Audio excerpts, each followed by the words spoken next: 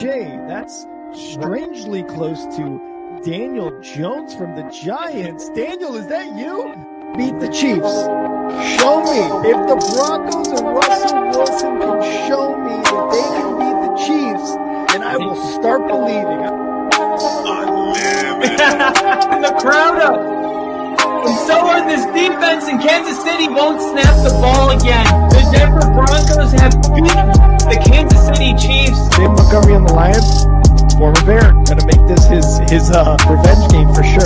David Montgomery gets the touchdown that ices the game. No! And there's a flag. There's flags. There's flags. There's flags. There's flags. Snap. Hold. Kick. Denver wins! Denver wins! Let's go! They open. No! What happened? Oh, shit. Ladies and gentlemen, welcome to Thursday Night Football. We got a battle tonight, and I say a battle because this is a playoff game for both franchises. Whichever team loses tonight might as well kiss their playoff hopes goodbye.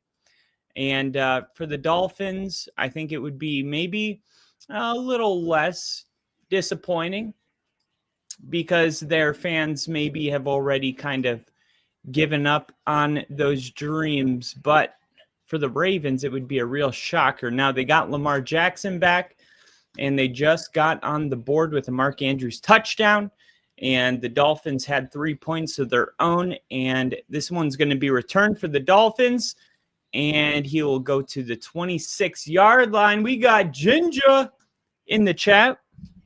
What's going on, brother Ginger? Let me just check, make sure my audio sounds good. What's going on, brother Ginger? Let me just check, make sure my audio sounds good. What's going on, brother Ginger? All right, sounds good. Sounds good. Everything sounds kosher. Let me just get this.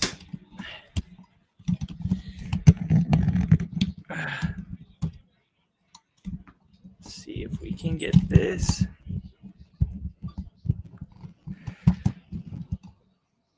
All right, handoff to Achan. We got Nick McDaniel called a timeout on 3rd and 6 to run the ball. I can see why they're 2 and 6. Yeah, and I gotta say, like, you gotta kind of tip your hat to them getting the win last week. That was kind of an impressive win, and now people are like, wait a second.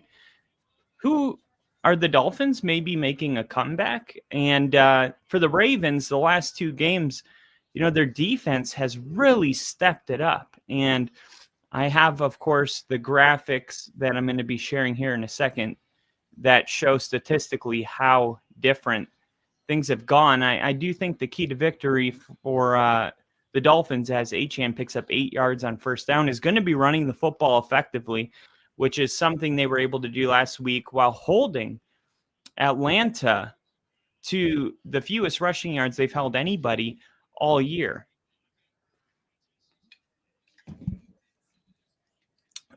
Now let me pull up. That's kind of why I'm hopping on a little late. I was working on my graphic. So when the Dolphins are on offense, I have a graphic for them, and then when the Ravens are on, I have a graphic for them. It'll be a ticker. Here's Miami's, and let me get Baltimore set. There we go.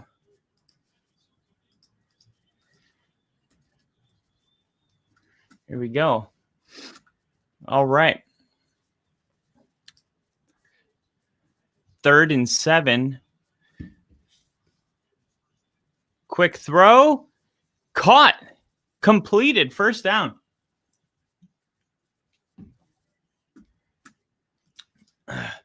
Greg Dulcich, the former Bronco.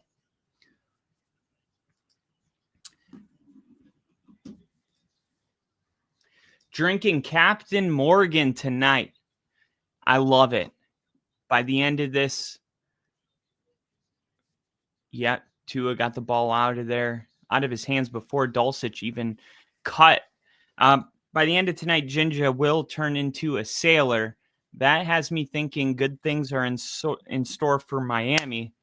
Much more of a sailing town. Oh, incomplete. Almost intercepted. Tua has been throwing a lot of picks this year. Only Geno Smith has thrown more. But then last week had a very good game, and we're wondering, can he back it up? He had the visor on last week, so he's wearing the visor this week. I don't know. Kyle Hamilton looks like he got a little touchy on that throw to Jalen Waddle. We never got a good camera angle, but 2nd and 10. They're going to hand it off here, and there goes Achane. There goes Achane. There goes that man. Love it. Love it. Love it. Love it. 22-yard pickup. And let's see. I had something in that was Devon Achane's longest rush was set at, I think, 13.5 yards. I thought, well, he's definitely going to have a 13.5 yard reception. Now, help me out. The first play of the game, the Dolphins picked up 20 yards. Who was that player? Who was that player?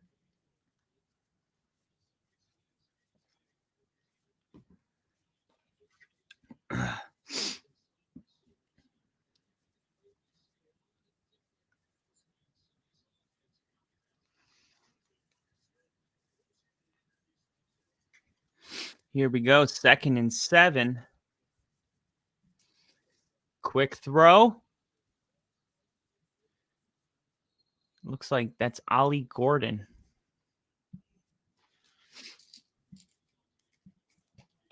Ollie Gordon just has the name to be a successful running back. You can have the speed and the size, but if you don't have the name, you just don't have it. Ideally, you want to be a second or a third. You want to have some kind of number on the back. Ollie Gordon the third, Melvin Gordon the third, Ollie Gordon the third. It's definitely a strong running back name. 4th and 1. Dolphins are going for it. Here we go.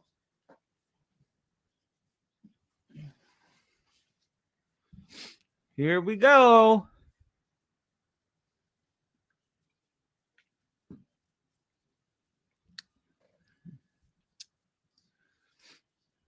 Let's see if they're just trying to get him to jump offside since they're in field goal range. They're in field goal range. Nope, they're really going for it. Flag. It's going to be a false start on the Dolphins. Wow.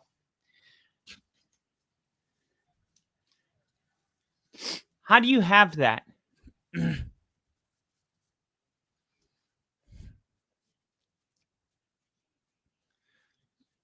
Mike McDaniel's pissed.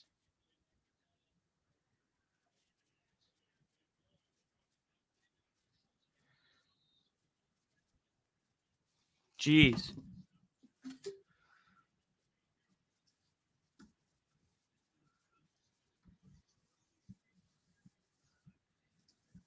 That one was, I would have gotten, oh my gosh. And then he misses the kick. By the way, this football, this is not just a normal miss. He shanked it.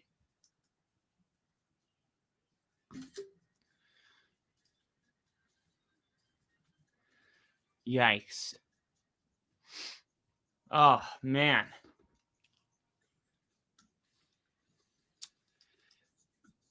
The production on that short about dude having Hamlin in fantasy was awesome. About that dude having Hamlin? Oh, which one? Let me check. Denver has an identity. Denver has an identity. The production on that short about dude having Hamlin. Oh, you mean Harvey?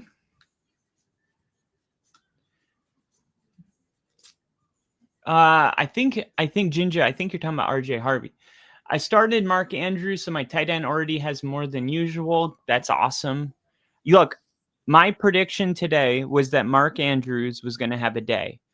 And my reason for that is because I believe once in a while coaches force it into the game plan. Now, why would Mark Andrews be forced into the game plan? Easy.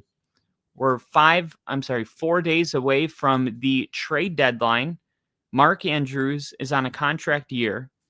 The Ravens do not intend to give him a long-term deal, meaning they have 4 days to part ways with Mark Andrews and get something in return, or it's not happening at all at the end of the year. Now, the only way that you could really get some interest is if Mark Andrews, I mean, I'm sure there's some interest, but imagine what it does to his stock if he has a 2-3 touchdown day today. All of a sudden, he goes from a 6th or a 7th round draft pick to maybe something as high as a 4th. And that is why I believed that Mark Andrews was in for a big day today. I think it's a strategic move by the Ravens to bolster his stock right before the trade deadline. And so far, it's looking like that may be what's going to happen tonight. Good start to the fantasy week then for Nick, the Dolphins. That first play almost had to be Waddle or Achane. I'm trying to figure it out if it was Waddle or Achane. This one's going to be Derrick Henry for no gain based on my searches. I know McDaniel's stressing right now. I'm already tipsy. That short is going to blow up. That's awesome. I'm glad that you liked it. I actually initially made that short and it was 1 minute and 20 seconds long.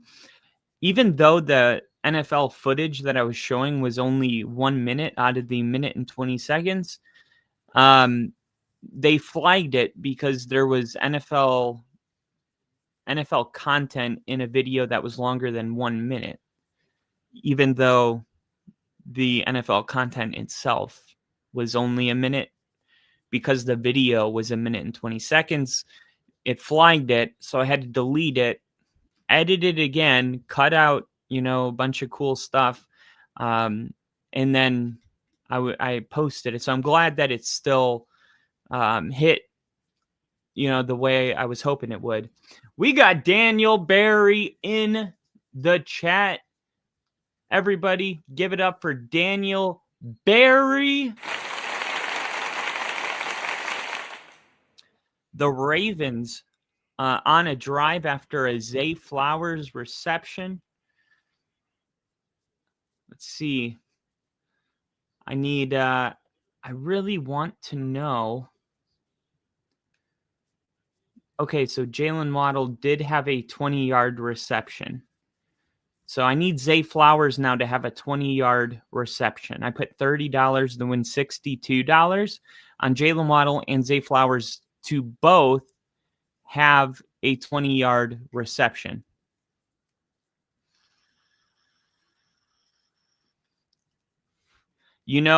Every time Lamar Jackson gets sacked or tackled today, Raven fans are going to be wincing and flinching, hoping that he's okay.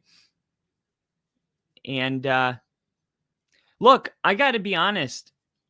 Before Lamar Jackson was ruled out with an injury, I have my suspicions. I don't believe that this is something that took place. Let's see if they just tried to get him to jump. No, they have to snap it. They get it off, 3rd and 4. Lamar looking, has time, rolling out, firing, caught, and that's Isaiah Likely, who's likely to be the replacement if they can get a trade done in time for Mark Andrews before the deadline. Now, before the Chiefs game, you may have noticed watching Lamar Jackson play, whether it was the Bills game or there was a Browns game. He looked pretty good in that one.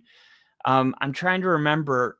I know a lot of them were on primetime because we were live streaming them. And I was like watching Lamar and I'm like, either he's lost the step, which is likely, no pun intended after the big completion, but what he's lost a step or something doesn't make sense because he used to not, he was the hardest sack in the NFL. And I just keep seeing him week 1, week 2, week 3, plays that he normally just sidesteps like nothing. They were taking him down. So I'm like, all right, Lamar Jackson may have lost a step. But then this injury thing comes out against the Chiefs. And I think one thing fans don't realize is I bet you 99% of fans all believe that the hamstring issue happened during the Chiefs game because that's when he was officially sidelined. But from what I was watching, week 1 to his benching, week 4, it's my personal belief that Lamar Jackson picked this up not even in a game, but it was something that may have happened during the offseason or, during a play week 1 that never made it to the cameras. There's no way that, unless he truly has lost the step, that's the only other option, is that he really has, I'm not saying he's not special anymore, but that like 2018 version of Lamar where it's just different than anything we've ever seen, like maybe that guy's done. And that's possible, but I think it's more possible that he has been dealing with this hamstring injury all season.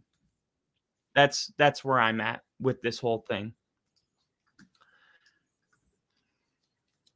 And Hat on Fire, if anyone was told that the Ravens and Dolphins would have losing records before the season began, would they believe it? Well, I predicted the Dolphins to come in last place in the AFC East, or AFC East.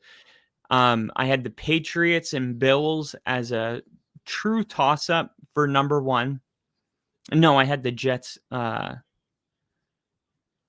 think it was the Dolphins in 4th and the Jets in 3rd, but I said any one of those is swappable. I thought both of those teams were going to have a really bad year. It's just a kind of a trending thing. Now the Ravens, total shocker. If you would have told me the Ravens are, if you would have said, minus 100, the Ravens by week 8 will have a better record than 2-5, I would have put $1,000 on it. I mean, it would have been, it would have been terrible. That is just how shocking it is. It's unbelievable. It's unbelievable. But what's crazy is if just the favorites win this weekend, only the favorites, the Ravens will only be 1 game back from the Steelers. There's Mark Andrews, touchdown number 2. Lamar is nearly 30. It could very well be both he's lost some of his physical speed and that he's had some level of injury that he was playing through. It's very true. A lot of times it's like it's this or it's that. I agree. I think most likely it's a combination of both. And there's Mark Andrews with another big time touchdown. And Unfortunately,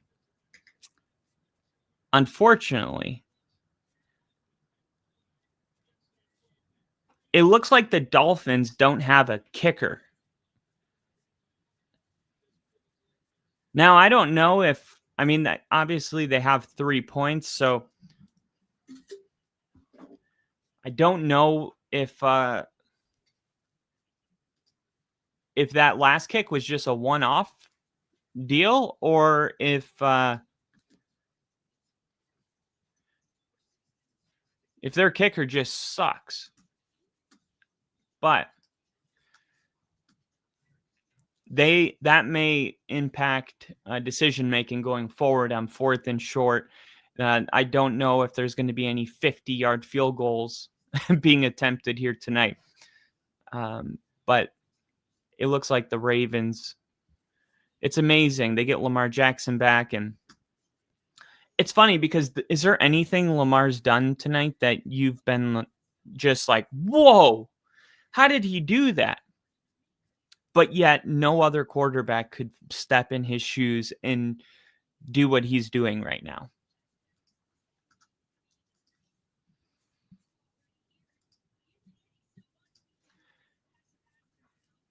He had Mark Andrews, 2 touchdowns on the season coming into this game.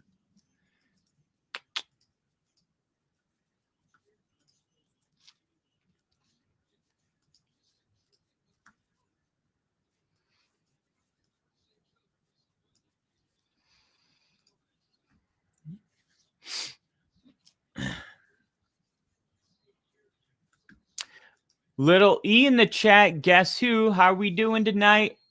We're doing better now. Everybody give it up for Little E.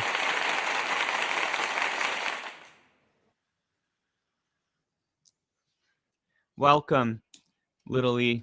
Welcome, welcome, welcome. Waza! We got Crafty in the chat as well. Oh, we got a reverse here to Washington, and he's going to switch, and this is going to work. How often does that happen? Reversing field is a no-no, and that time it somehow worked out. And that's why it's so important to have gap integrity. And look, everybody over pursues, and the left side of the field gets left.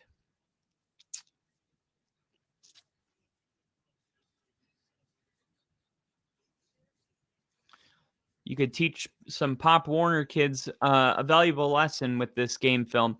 Man, that's what I would do. If I was coaching Pop Warner, I would just have my team over for primetime football. I would just be like, boom, this is why, boom, look at that false start on the field goal. 4th and 1. I mean, they were in a play McDaniels loved, which means it would have been a touchdown. 95% sure that they would have gotten a touchdown. At the very minimum, they would have converted. Trust me, you don't get that upset. I mean, you get upset, but he was that upset because he loved the look he was getting. And instead, they have to settle for a field goal, which ultimately gets nothing. So it just goes to show, man, how costly a penalty could be. I mean, it could be 10-14 right now. And instead, it's 3-14. And it's nice to see Greg Dulcich out here having some early success. Drafted really high, and somebody that never played as well as his hair looks. His hair looks amazing. If he could just play better, he will get the sponsorships. Here's a wide open. And is that a defenseless receiver? Jalen Waddle was wide open. What's the flag going to be?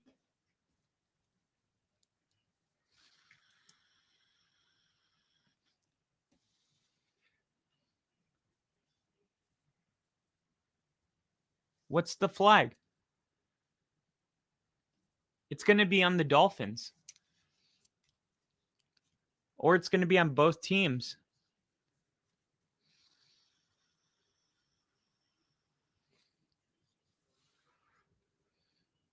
What's the penalty?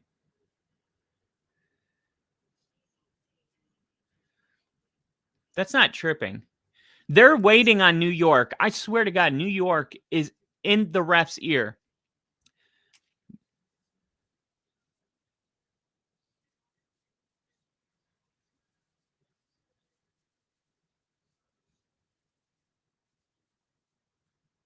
Tripping. It's an incorrect call.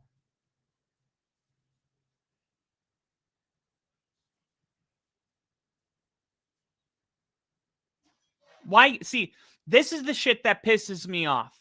Tell me why New York. I feel that. Dude did not do anything wrong, gets called on a play that, dude, tell me why New York cannot intervene in situations like this. If you want to protect the integrity of the game in a time where online gambling is at an all-time high and the NBA has literally arresting head coaches and players because of the mafia's involvement in sports, you need transparency with the fans. You cannot have plays like that being called and being unoverturnable.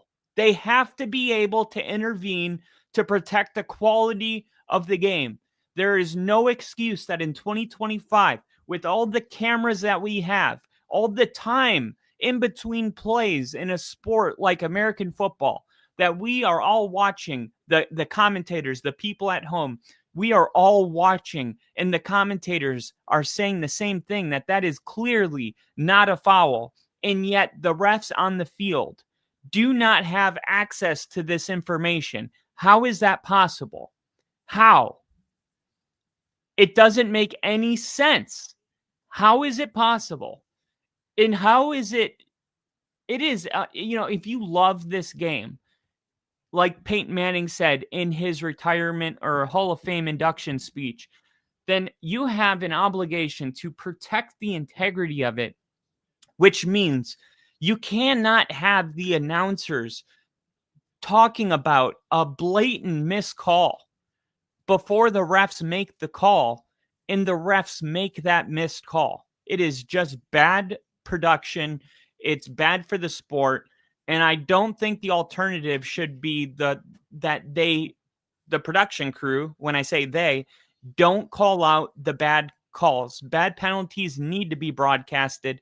But when they haven't even been officially called on the field, why is it that there's not an earpiece where New York can tap in and say, hey, that's not tripping. We've already watched 5 different angles, pick up the flag. And it's like, no, they can't do that. Why? And they already are in contact with the referees in real time. And we know this because they have the expedited review. The expedited review allows for clear and obvious corrections to be made, but they can't be made for penalties. They can only be made for incompletions, penalties, and turnovers. Or incompletions, touchdowns, and turnovers, but not penalties. What? It's so bogus. It's so erroneous. It gives fuel to the people that say that it's rigged, which I don't believe it is. There's just too many things that would have to, there's too many factors that play. The players, this is their livelihood. I do believe, though, that giving them having no answer for why it's not possible for a penalty to be corrected, it doesn't help the case. It doesn't make the NFL look good. That is another game-altering play where that completion's made. Dolphins are in the red zone, and instead they have to punt the football. It kills the momentum of the game. Momentum is one of those things that once the home crowd gets it, anything can happen. You get the home crowd, the momentum right there on that play, they get the touchdown, and the defense looks a lot different than the defense you're about to get. And what can easily turn into a 21-3 game comes down to a bullshit false start, and that's on the player. a false start and a missed call turn this game from potentially 17-21 to 21-3 if the Dolphins give up a touchdown here, which is very likely with the momentum shifting the way it just did. And I will end my rant right there.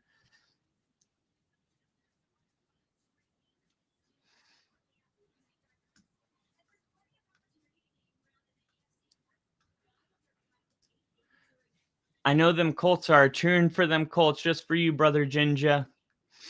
McDaniels looks like he's debating open OC jobs for next season in his head. That was BS. Maybe flat 2 penalty challenge flags per half. Yeah. But then again, like, that just slows down the game so much. And I don't know if that's good for the game when it could just be corrected by New York.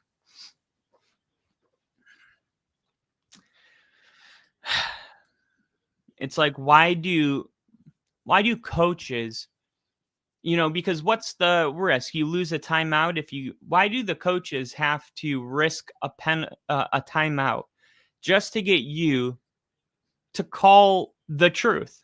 You know what I mean? Like, we're just trying to get the truth called, what really happened called. And I don't think you should be at risk of losing a timeout for that when New York has the obvious ability to make it happen.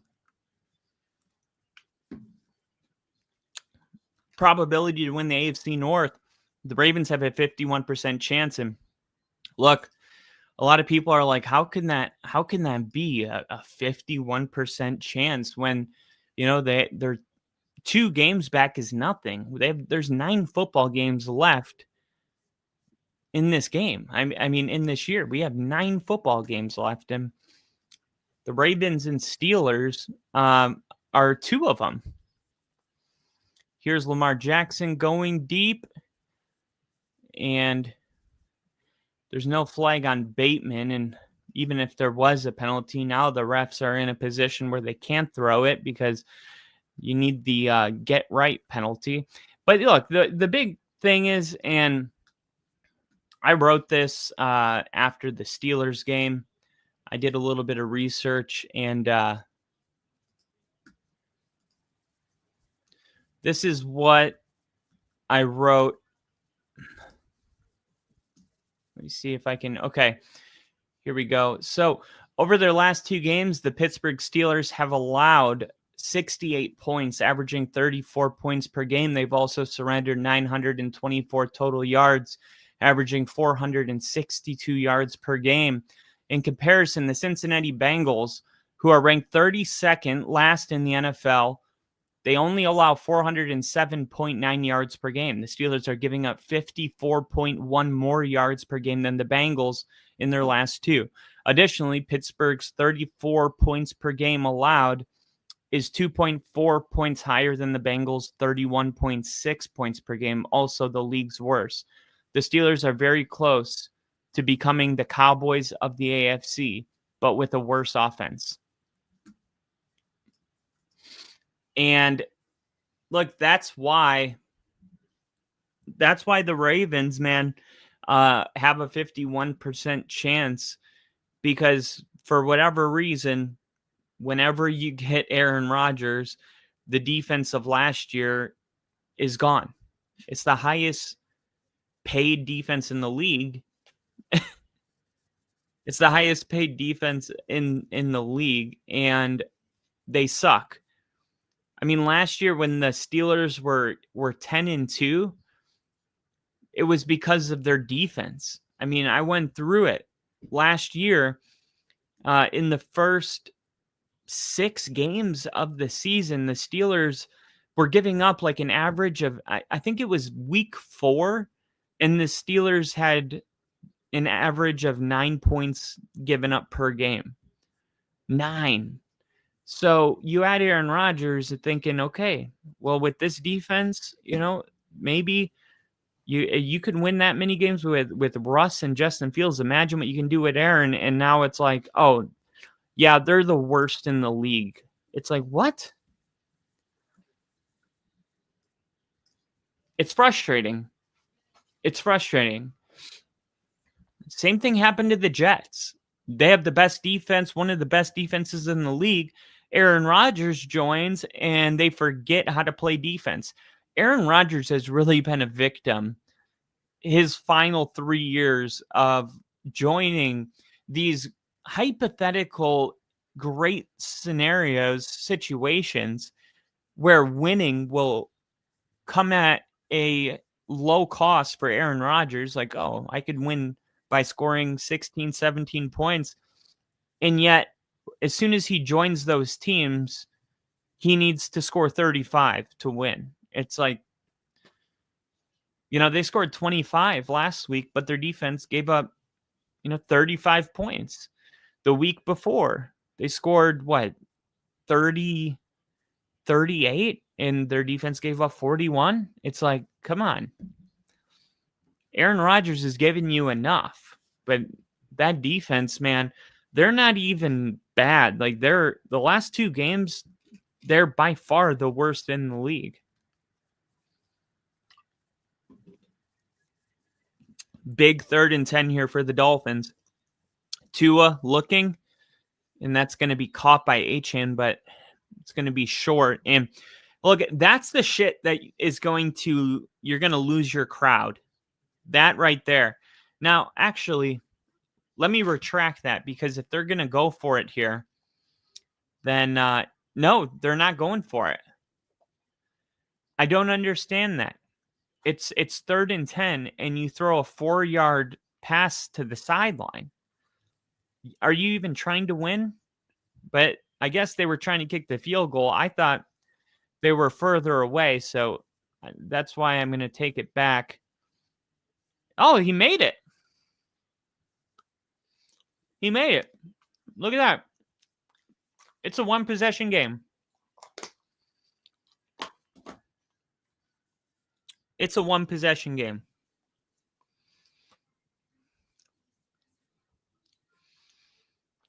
Man. It's crazy that the Dolphins, did they get a 3-and-out on defense? Because I'm thinking, I was just talking about this blown opportunity and they had to punt it. And now the Dolphins just kicked the field goal. They must have got a quick 3-and-out on defense.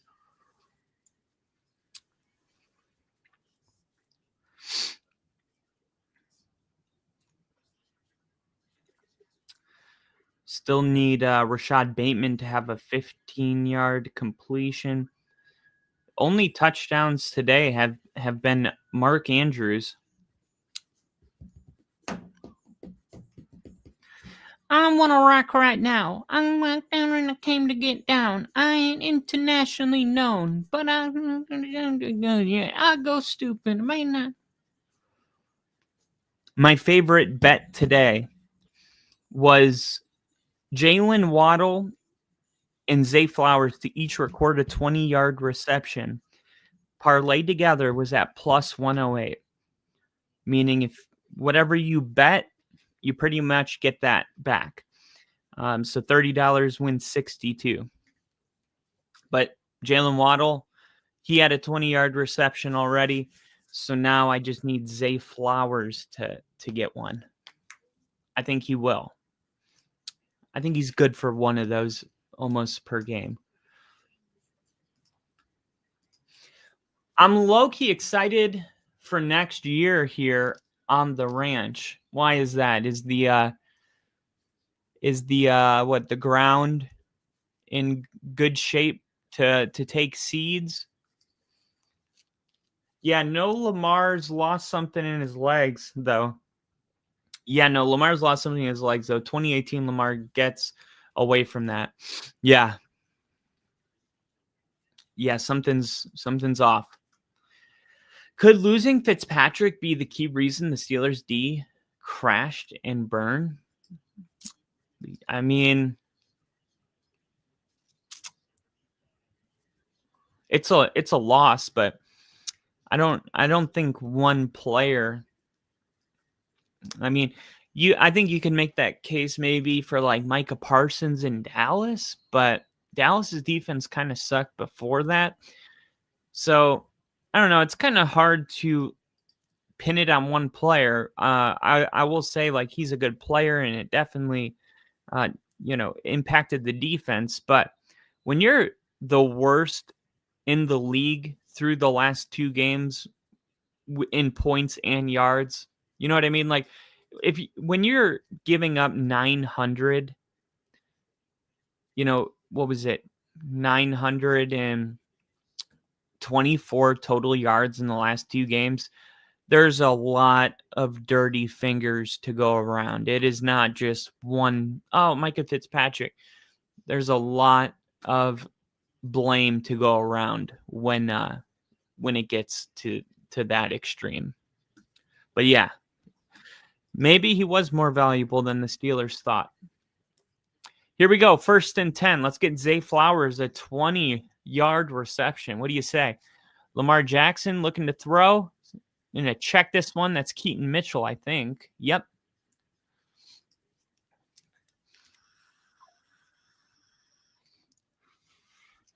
I think the Ravens are going to run their 5-minute offense here with Keaton Mitchell on 1st down. And in comes Derrick Henry. So I think they are going to run a 5-minute offense here. And then maybe slow it down once they get to the 2-minute warning. There's a run. They might just go right back to the run again.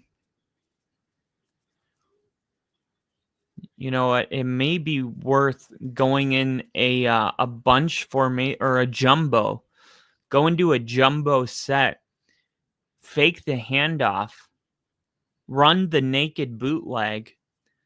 And have Lamar take off. If he's healthy, let's get some of that Lamar Jackson back because Lamar is the GOAT at running quarterbacks. Here we go. Handoff. They're going to really run it here. I thought that was dumb. Now the Ravens are stopped on 3rd and 1. What a dumb call. Look at this. If Lamar pulls this back and Isaiah Likely runs a flat the other way. Look at this. The Dolphins over pursued that side of the field. Lamar should have pulled that back.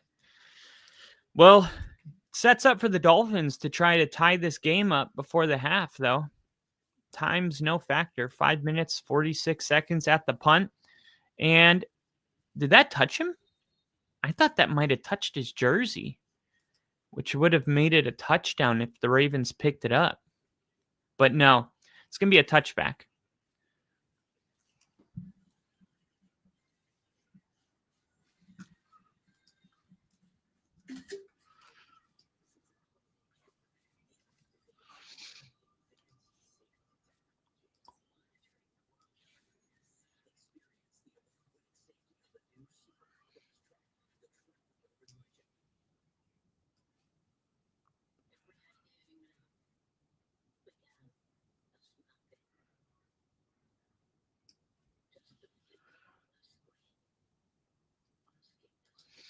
Waiting all day for Sunday night.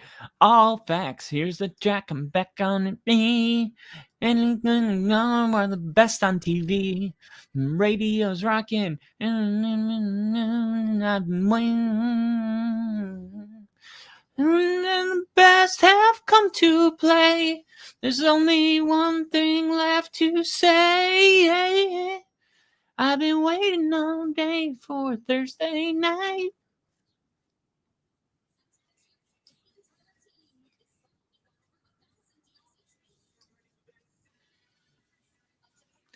Look at that. Lamar Jackson. Tua Tagovailoa Ladies and gentlemen, welcome to Only Football. Thank you for joining us for this amazing presentation of Thursday Night Football. I'm going to switch over to Baltimore's ticker. Here we go. I was just waiting for Miami's to end, and boom! Baltimore, all 5 losses have come to teams that won their division last season. Buffalo, Detroit, Kansas City, Houston, and the Rams. Baltimore, all 5 losses have come to teams that won their division last season. I have that written twice. Let's go ahead and fix that.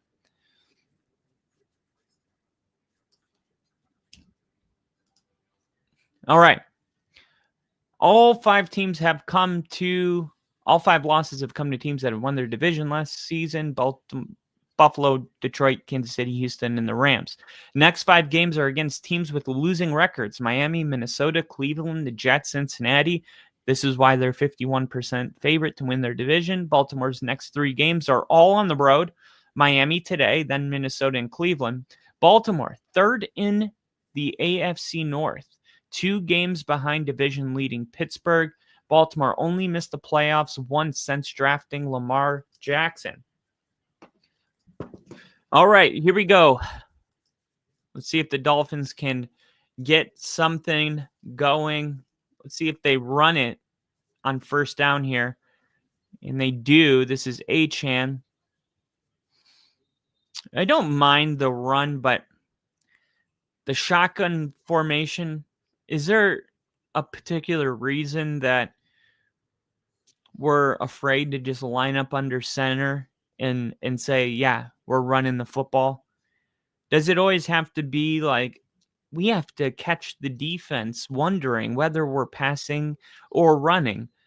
Is that, are we relying on that to have success running the football?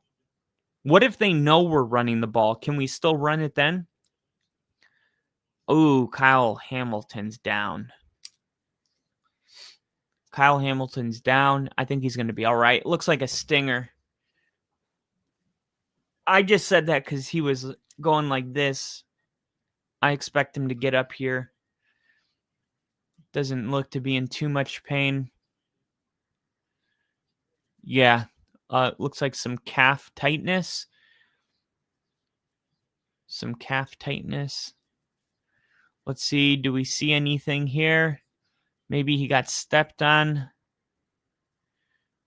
And yeah, it looks like maybe a knee into the calf on that tackle.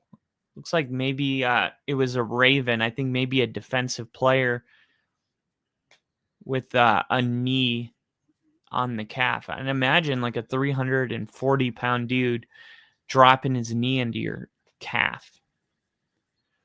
Yeah, I thought there was some movement prior. I thought it was on the left side for the Dolphins. Yep, false start. Number 65. I didn't see number 65. Was that on the left side? That's where I thought it came from.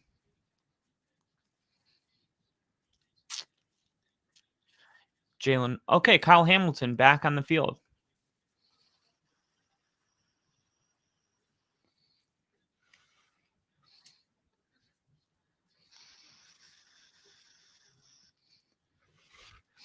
Yeah, they're saying like last week they didn't have a lot of miscues, the Dolphins, and tonight they do. Some of these miscues are on the refs, not even the Dolphins. Let's keep that in mind. Here's Washington. Ooh. What was that neck grab? That looked awkward.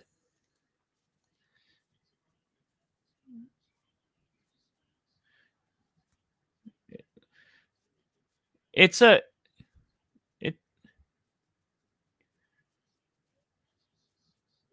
just it's not a horse collar. It's not a face mask. It's just an awkward tackle. It was a successful screen, so now 3rd and 7, and we're gonna Are we going to get a timeout? Okay, Baltimore's going to call timeout. Did they get that timeout off before the snap, though?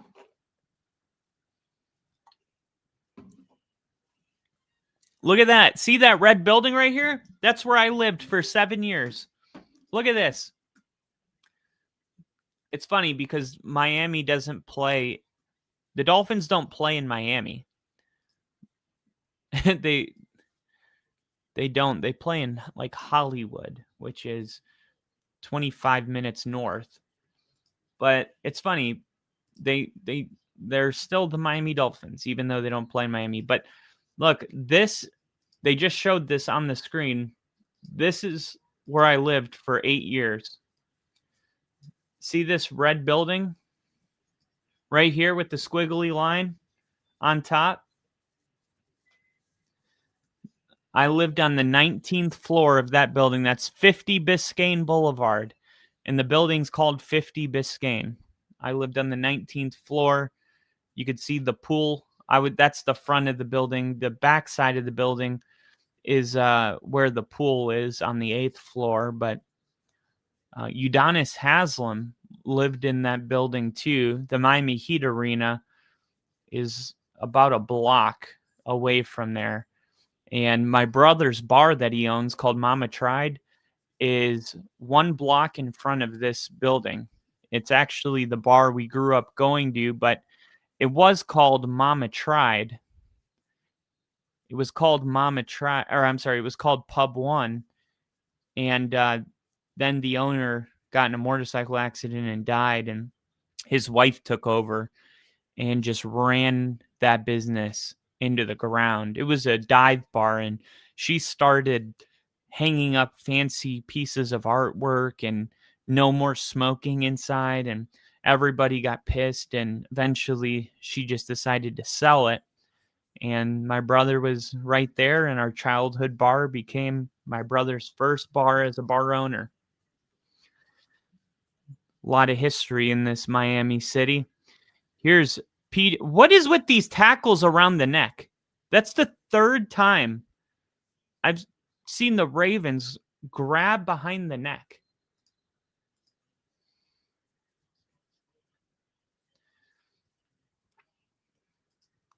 Run the football on 3rd and 12. They'll never expect it. Dolphins are undisciplined. And Nick said McDaniel's padding his offensive stats for the OC job. I feel like the Dolphins aren't actually playing that bad.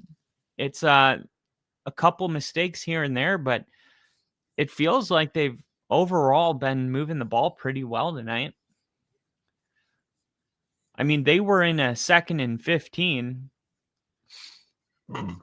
and were able to turn that into a 1st down. Let's see. Jalen Waddle had the big catch on 3rd and 6. Jalen Waddle has 61 receiving yards already.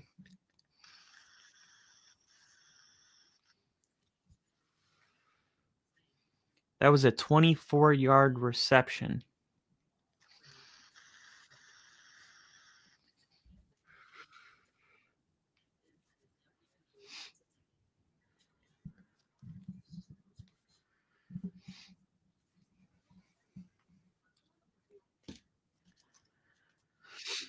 How does Malik Washington only have 1 catch? I thought I've seen him with multiple screens already.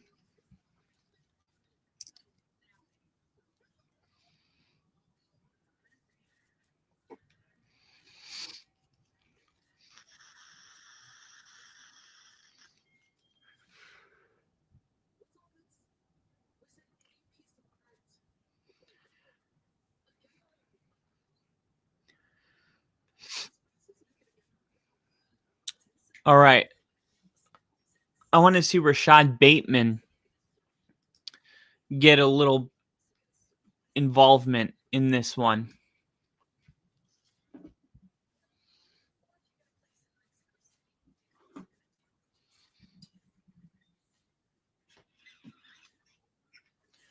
Let me go quick bets. Dolphins 6-player touchdown. I'm going to go Jalen Waddle to score a touchdown on this drive. Come on.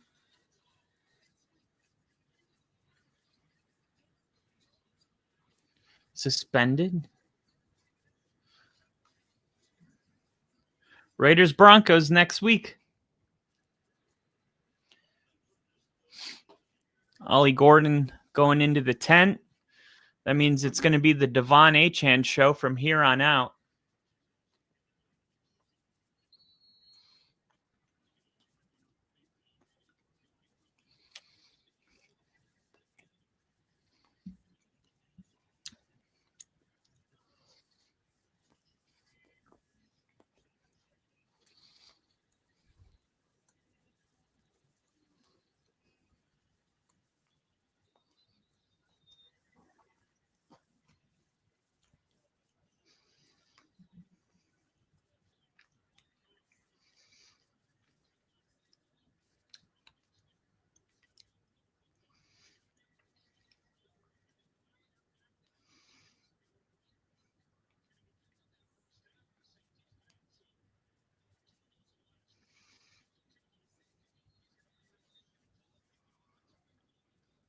All right, 2-minute warning. So, yeah, I'm going Devon Achane heavy.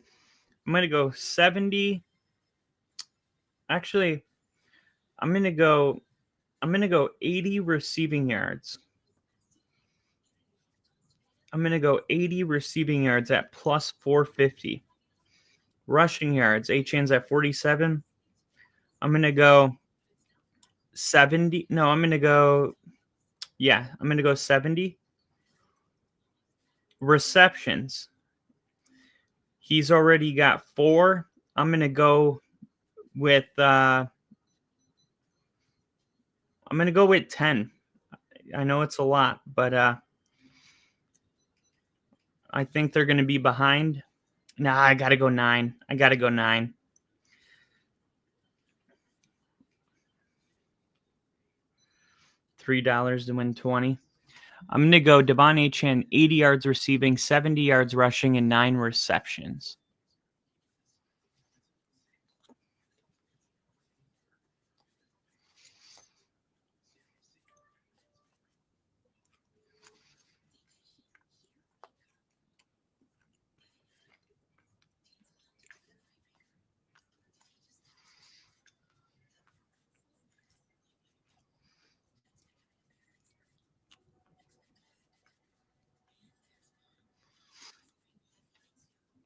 We're also going to go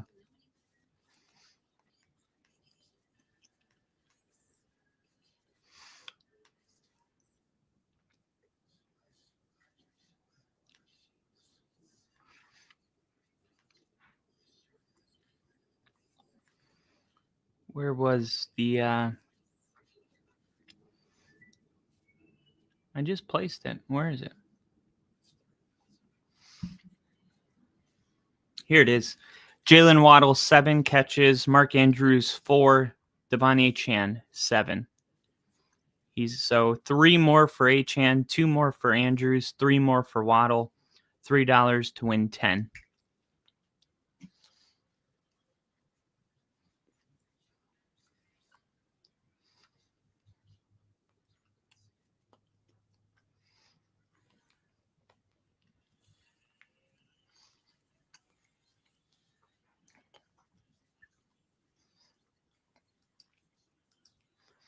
Before the odds change on him. Yep. Here we go, 20-yard line. And they're going to hand it off. Achane. He's going to pick up 1 yard.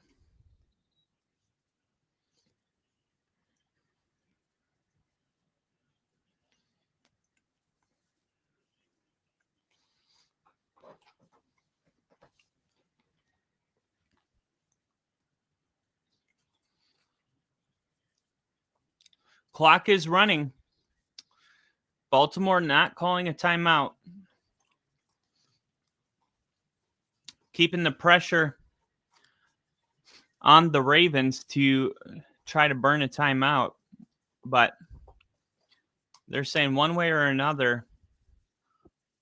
Achane again. Jeez. Hard, powerful run. Now Baltimore's going to call timeout.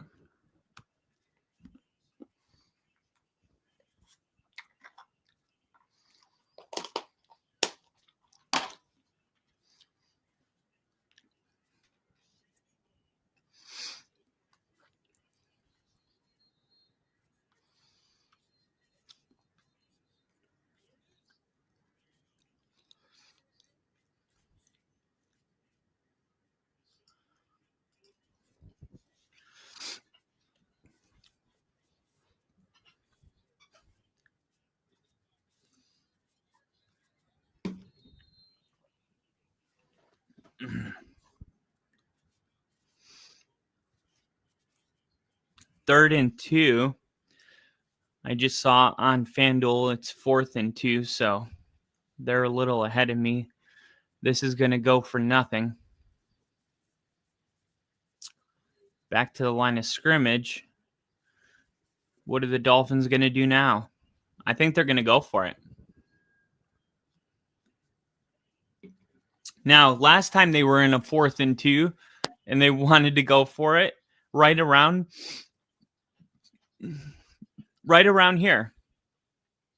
They had a false start that ended up costing them the entire drive.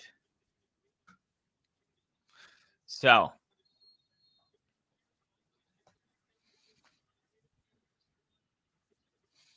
they're going for it.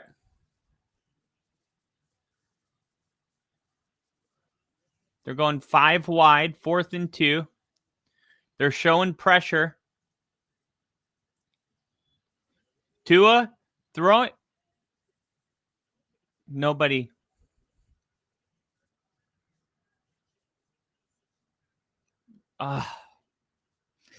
Achane was the closest receiver. And Tua was just trying to throw it up, hoping that Achane would be able to get behind Kyle Hamilton and have a back shoulder catch, but he didn't even look like he was expecting the ball on that play.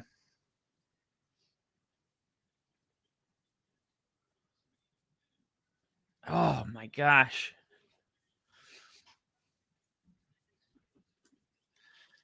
Tua Tungavailoa Turbovers on down. Turbovers. Tua Turbovers on down. Lamar, good job. Good pocket movement. Now taking a shot and intended for Isaiah Likely. And looks like look how mad his coach got after Mark Andrews ran away. I think he pulled on his headset or something. He's like, come on, get off me.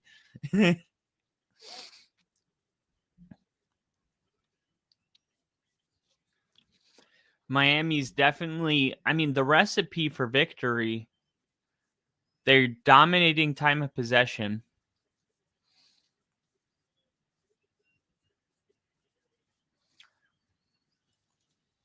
Here we go. Lamar, 2nd down. Good pocket. Caught and tackled. 46 seconds. Let's see. The Dolphins, they're going to call timeout.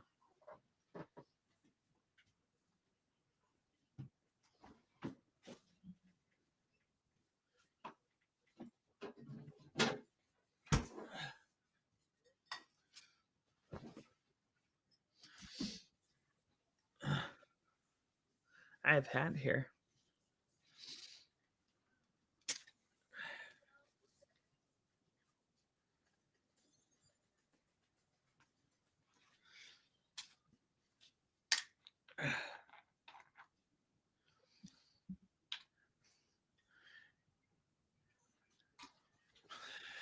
This Thursday night is brought to you by Synergy, the real kombucha trilogy.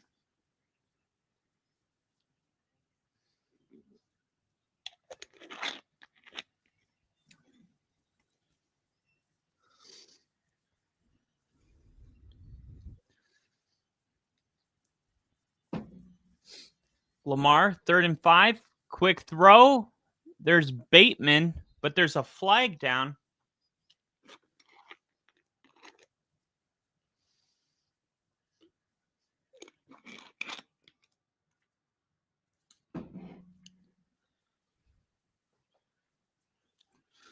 What's the flag?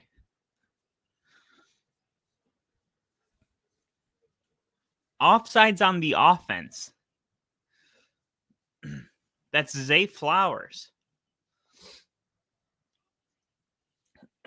All right, so the Dolphins are getting the ball back. The Dolphins, their defense is giving them a shot, man. Their defense is giving them chances. 3 and outs. The Dolphins, too, like moving the ball. This is going to be a good return. This is going to be a good return.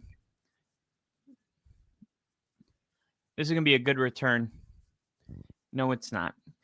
That should have been a great return.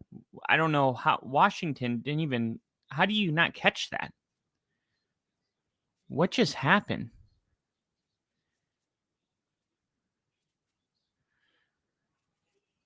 The blocking was amazing for the Dolphins.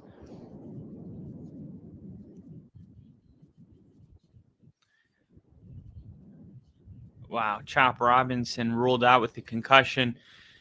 And Ollie Gordon headed to the X-ray room.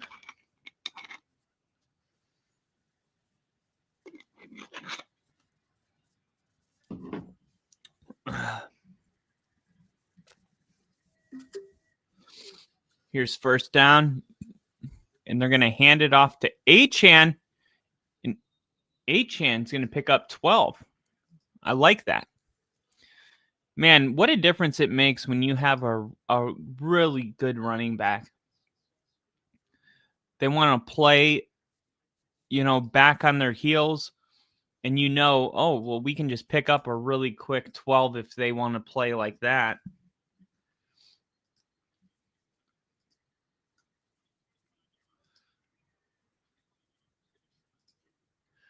Geez, I mean, you could even... They got another timeout. They could even do that again.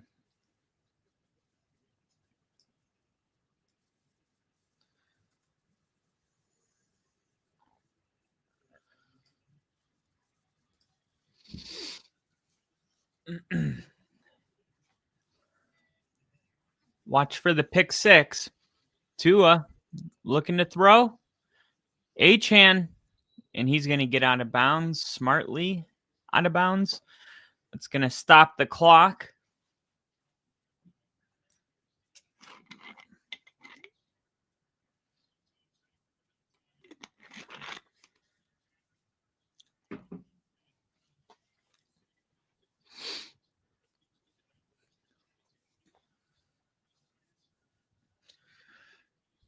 Mike McDaniel rocking the Jeffrey Dahmers today. Here we go. 2nd and 9. Tua firing. Caught. Greg Dulcich. Timeout. They don't have one, so they got to spike it.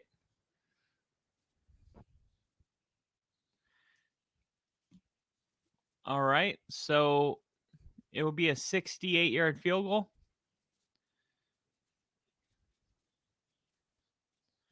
His longest on the year has been 47.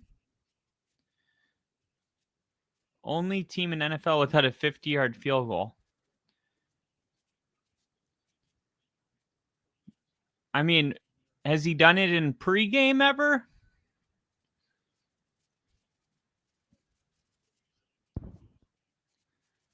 All right, so they're going to have to go with a Hail Mary. Can Tua throw it 50 yards? And they're not. They're not going to even try a Hail Mary. So really, their kicker... I'm sorry. I'm not saying every kicker needs to be able to make a 68-yard field goal. But every kicker, at this point where the game is, every kicker, I believe, should be able to attempt it. I mean, and the same goes for the quarterback. Can Tua even throw it this far? Wow.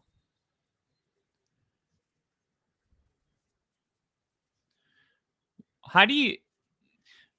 I feel like Tua wanted to take a sack there because he knows he can't throw it.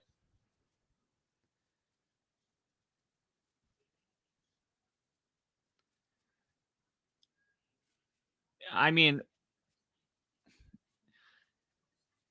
I don't even know what to say about that.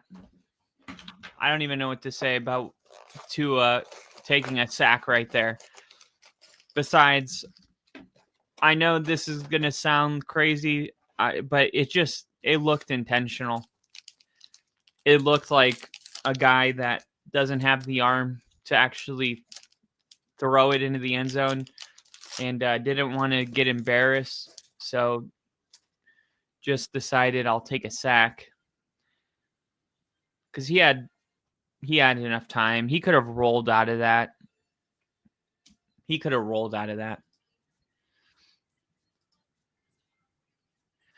Touched it literally every time. Yeah. JT tied franchise record for rushing touchdowns last week.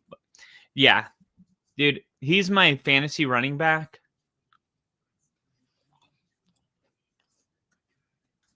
He's killing it.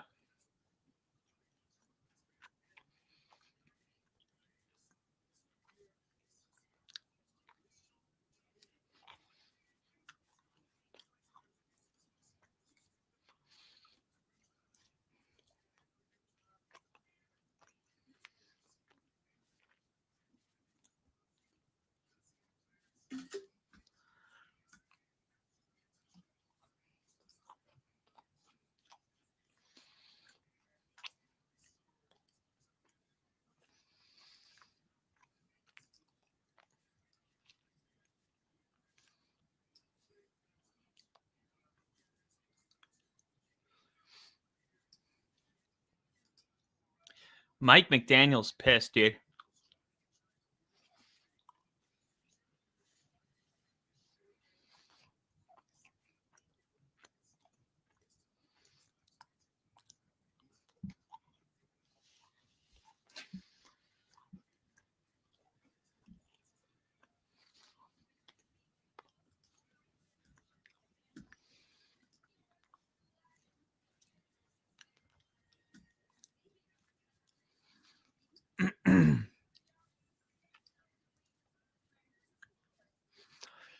If the Dolphins made all their field goals and didn't get the egregious tripping call and settled for a field goal after and kicked a field goal instead of going for it on fourth down, they would be winning 15-14. Instead, they're down 14-6. If they made all of their field goals, that egregious tripping call that they were in field goal range, if they made all their field goals, didn't get that penalty and made a field goal on that drive, they would be winning right now 15-14.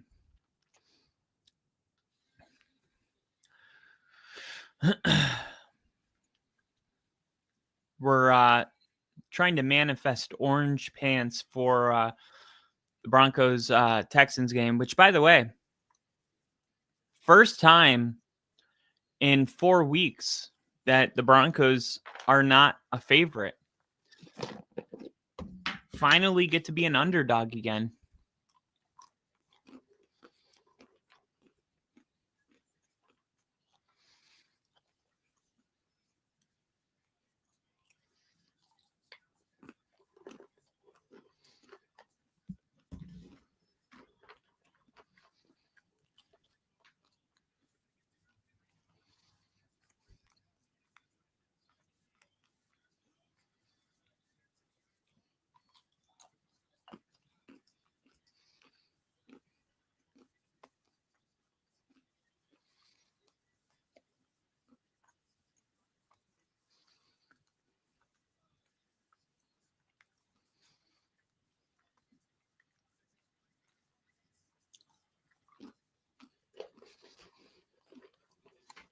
Well, we're going to have Dre Greenlaw back against the Texans.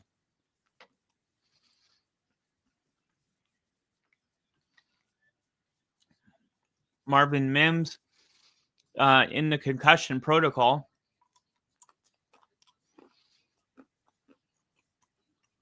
That could be a big injury. He's our punt returner.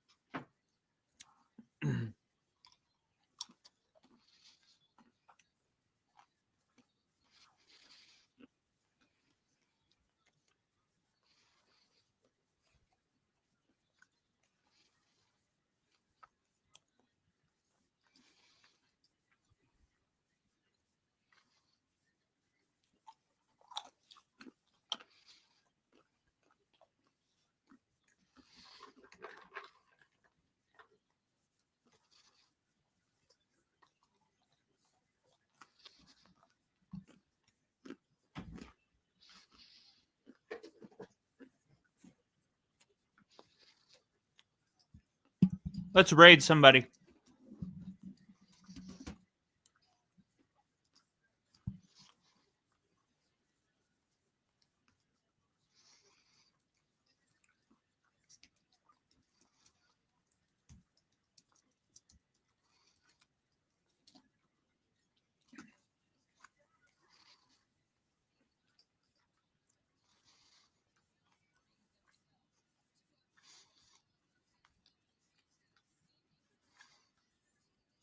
Let's see. Who can we raid?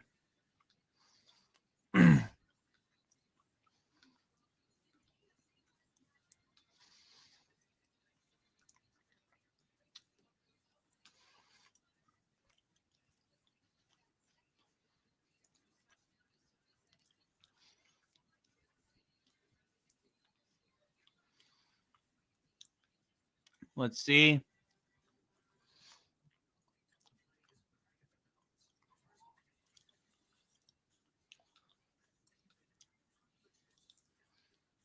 $152 watching this guy. How?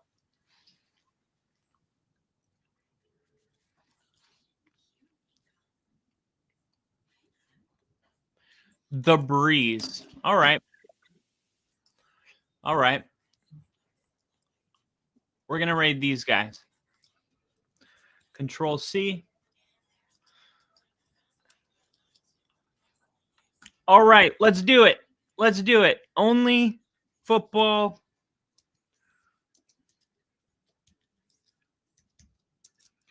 Raid.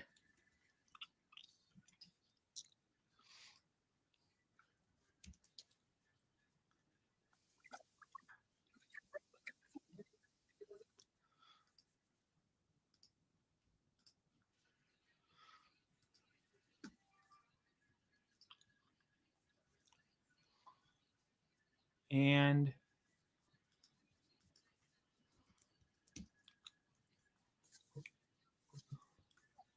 all right. Only football raid. All right. I'm going to wait for the first comment. Only football raid. Once I see it, I'm hitting enter. I got 2 separate ones ready to go.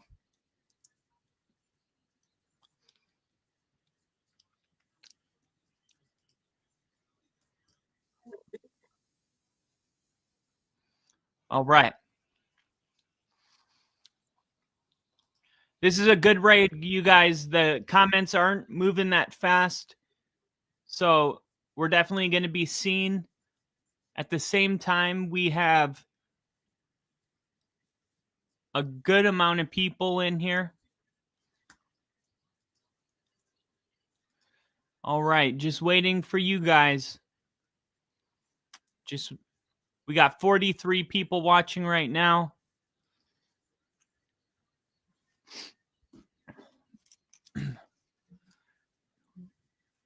Come on, only football. Let's raid this guy.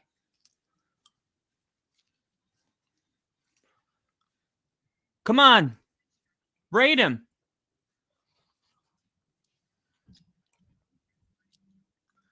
Raid him. Raid him. I need at least one guy to do it. Come on, one guy. This is a class project.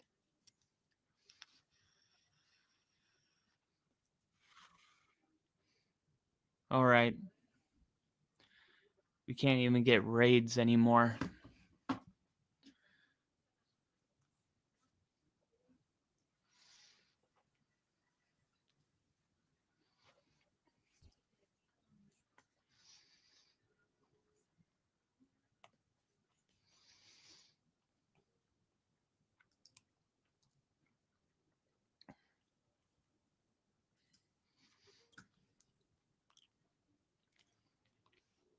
Yes, Ginger. Thank you. All right, I sent mine now. At least me and Ginger are cool.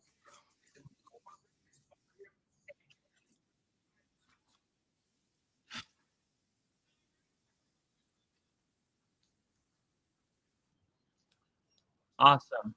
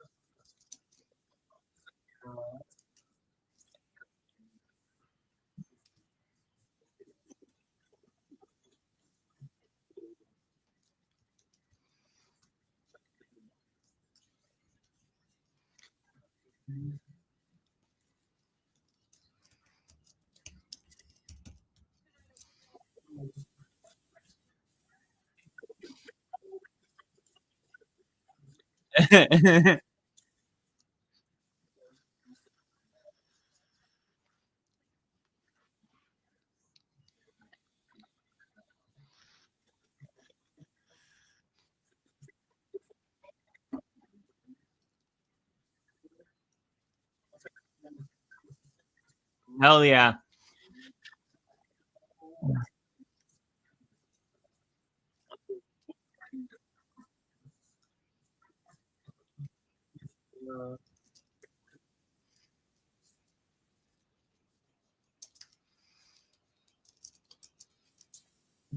Hell yeah. Hell yeah. If you guys are listening right now, go to the Windy City Breeze. Go to the Windy City Breeze and give them a check out. Give them a listen. Windy City Breeze. They are a good group, man. There's 4 people. Hell yeah. Yeah, you know it. Got the John Elway. got the John Elway. The you want to know here, let me show you. This is the best jersey I got. Look at this.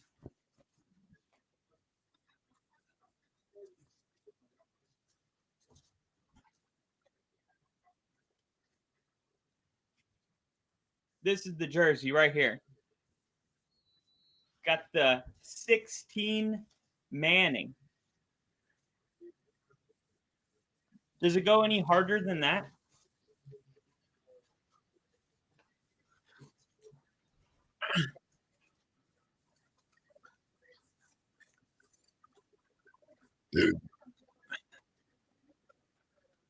Appreciate the love, guys.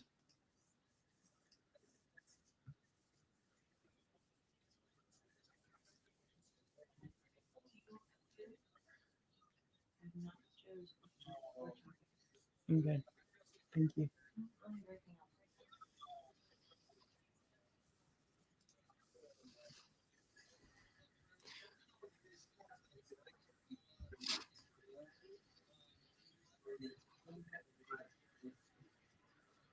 It is a full-time job for sure. A lot of dedicating. It is the only way to really grow the channel is to give it 50-hour weeks, which is, I mean, it's insane. And I was telling this to my dad the other day. To be a successful channel, like you think of the best people in the business. Think of a commentator, somebody that talks during the game. Okay, you're the commentator, but those guys do a 3.5 hour game and they're done. You do the 1 o'clock, the 4 o'clock, Sunday night football. You're the red zone guy. You're the commentator guy. During the week, you're a sports writer, a content creator, a content writer. Then you're the personality. You also have to be the analytical guy that's smart enough to do your own research. So you bring value to people, the fantasy football expert. And it's like you take, whether it's the herd or first things first with Nick Wright, you take all of these different professions and you wear all of those hats. It's absolutely insane how much time goes into this.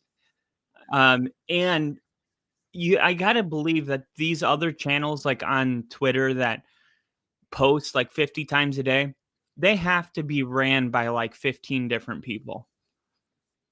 There's no way that there's just one guy posting, like literally 24 hours a day.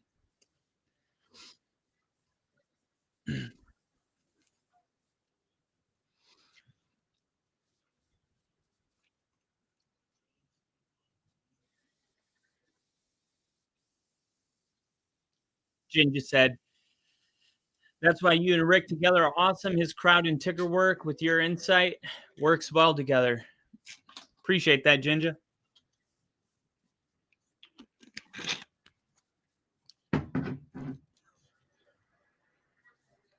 Appreciate that. And just so you guys know, we are out of the commercial break. I'm still over here checking out the Windy City breeze, but we got an injury, and it was number 23 for the defense. Lamar Jackson with a big rush puts the Ravens in. Actually, I'm going to ask them right now. Who are y'all's favorite teams? And if you guys can open another tab, I'm talking to the Windy City while streaming this, so it's kind of like I'm streaming with them. It helps having it's hard to do it by yourself. So this is kind of like a dual stream all of a sudden.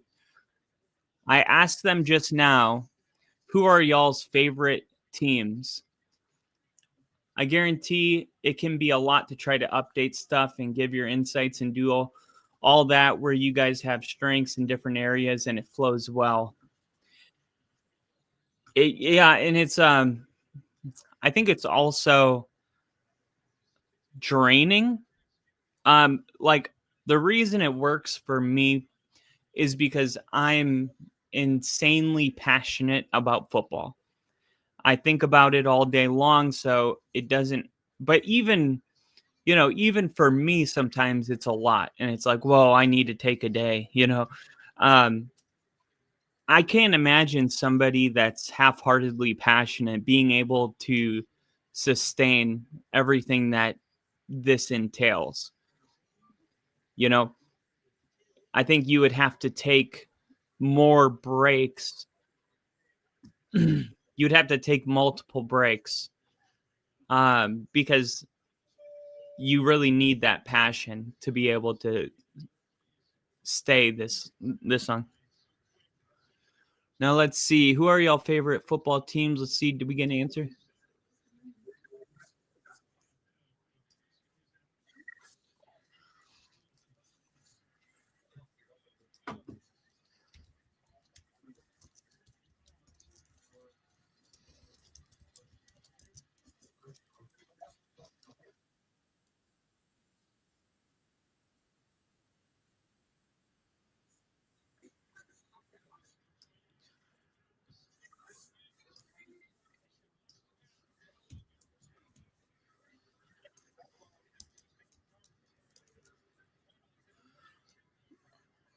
Riley Moss. I'm gonna say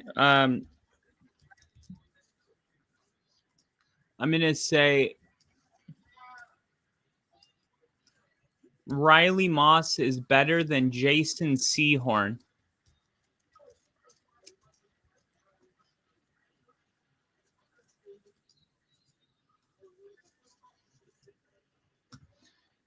Let's see. Riley Moss is better than Jason Sehorn. Let's see what that does in the chat.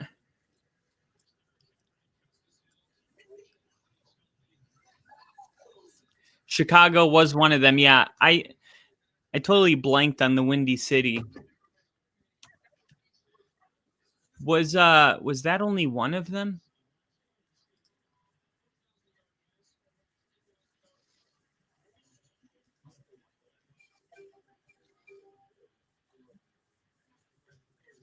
Let's see if the Ravens can score on this opening drive.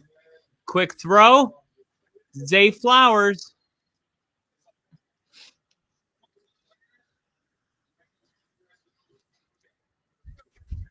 Dude, I love that they have the Only Football podcast just hanging up. They have it posted on this live stream. This is amazing. Great exposure from this the Windy City Breeze. I already subbed to them. Make sure you guys subscribe as well because they're doing us a big solid right now.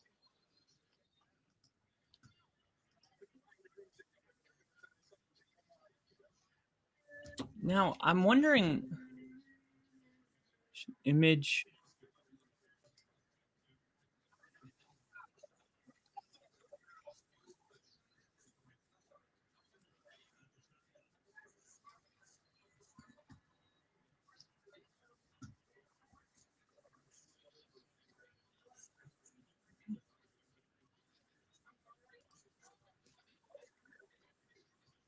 Here we go. Lamar on the 3-yard line. Fakes the handoff. Looking to throw wide open. Mark Andrew. No. That's the other white tight end, Kolar. All right. So 2 Mark Andrews, 1 Kolar. And this is why online betting is so difficult.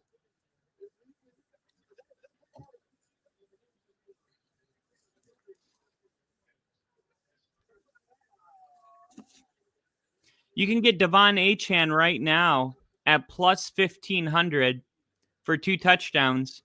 You can get Jalen Waddle plus 2,200. Let's go.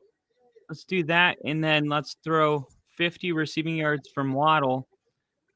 And then Jalen Waddle. Let's go 125 yards. Derrick Henry is going to be running the football. Let's go Achane, 90 rushing yards. Lamar Jackson, 25 rushing yards.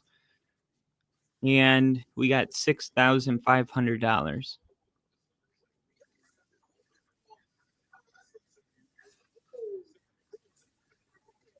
What happened?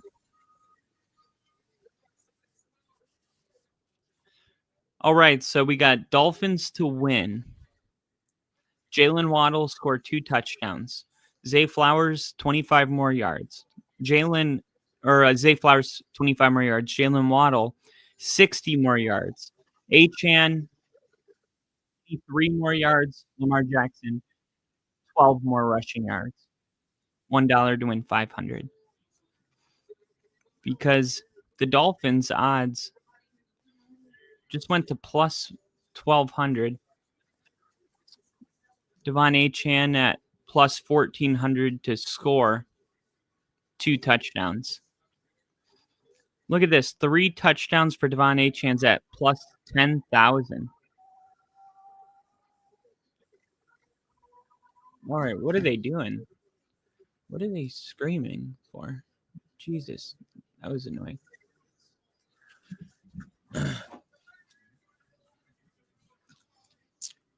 All right.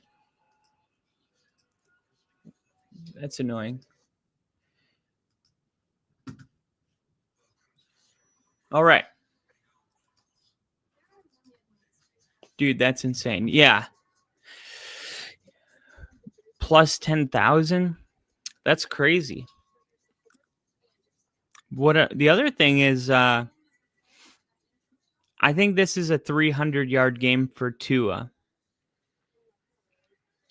300 yards for Tua, 110 yards for Jalen Waddle.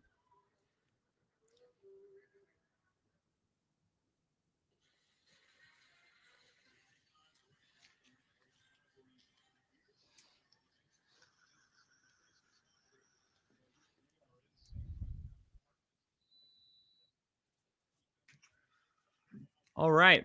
So, geez, the Dolphins are going to get the ball with 8 minutes left in the third quarter because of how long that drive took. And there's a flag.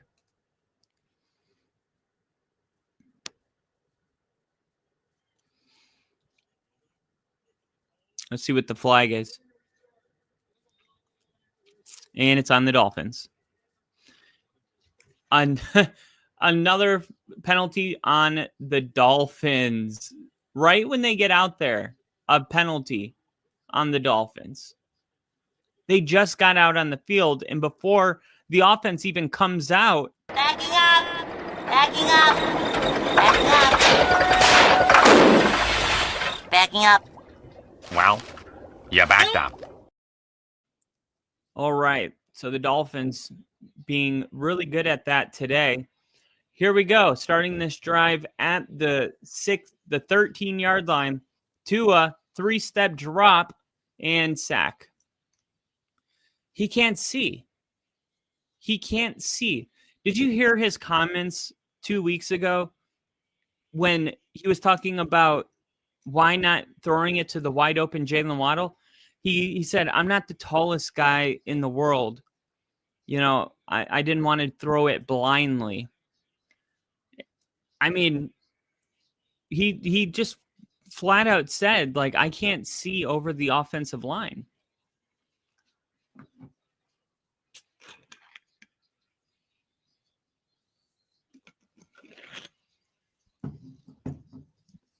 Wow. And now they're going to run it and lose a yard. And now it's 3rd and 11. Man.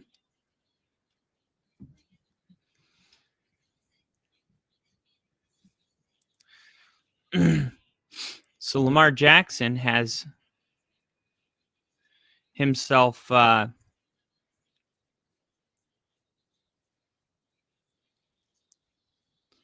2 touchdowns. No, 3 passing touchdowns. Here we go. Let's see if Tua can. Oh my gosh. That's going to cause some boos. Why would you throw it to a check down on 3rd and 17? What the hell? It's 3rd and 17, and you're going to throw it to a check down running back? And look at Mike McDaniel. He's talking to Waddle. I think maybe Oh, hold on. We got another penalty.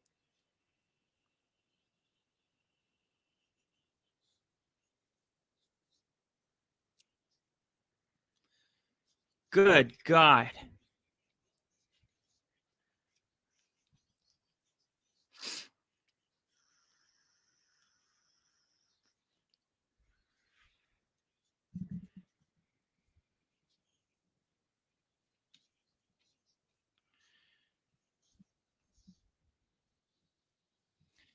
Is Ricky Pearsall going to play soon? He's still not practicing with his knee. The ball's rolling to the 45th illegal touching. Jeez. On a positive note, Pearsall ran quick routes and made cuts on the side field, seemingly testing the current state of his right knee and its lingering PCL injury. The 49ers may make a ruling on the second year's availability for Sunday's game against the Giants as soon as Friday. The 49ers are unlikely to let Pearsall play without practicing in consecutive sessions. So even if he returns to practice tomorrow, he could only considered questionable. He could only be considered questionable at best. Fantasy managers should expect him to miss yet another game, this time against the Giants. The 49ers face the Rams in week 10. Maybe he'll be back for that. Terry McLaurin, quadricep, he's been ruled out. Should the Commanders, man, remember, they went through all of this. Should we pay him? Should we not pay him? Oh my gosh. Omarion Hampton, he got dropped by somebody in my league. I put in a claim for him. I never thought I would get him.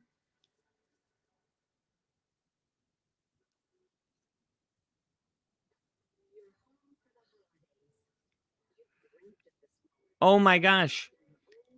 A realistic return date might be after the week 12 bye. That's okay. I'm cool with that. Dude, look, here's a guy that as a starter, 27 points, 28 points.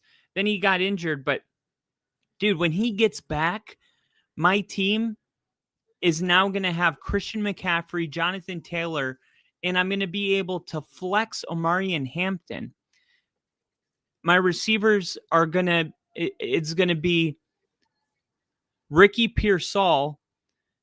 I have Chris Godwin Jr. and Travis Hunter, Xavier Worthy, and Darnell Mooney. I have Garrett Wilson, who was dropped. He will be out for Sunday's game against the Bengals with the Jets on bye week 9.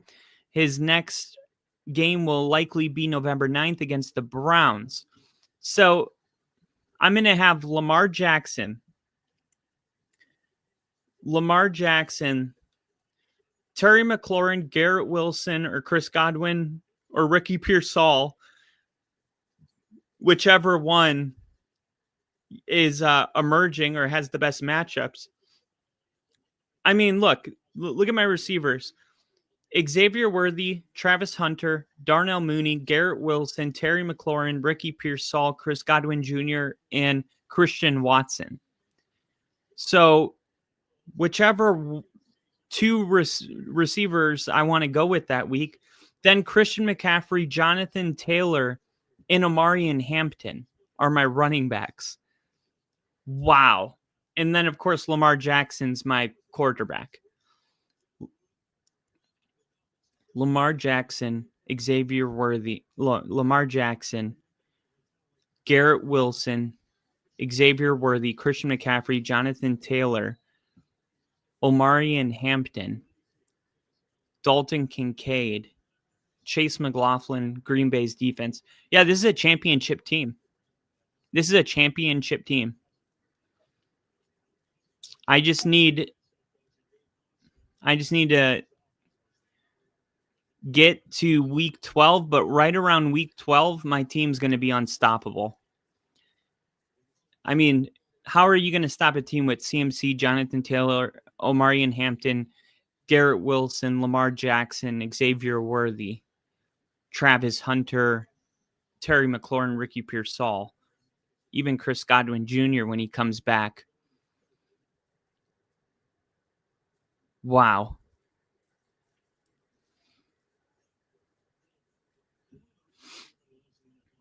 Especially with Mike Evans dealing with his injury.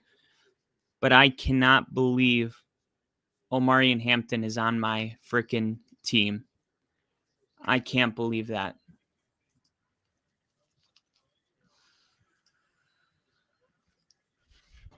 And what's crazy is this is a 12-man league. To build this type of a team on a 12-man team,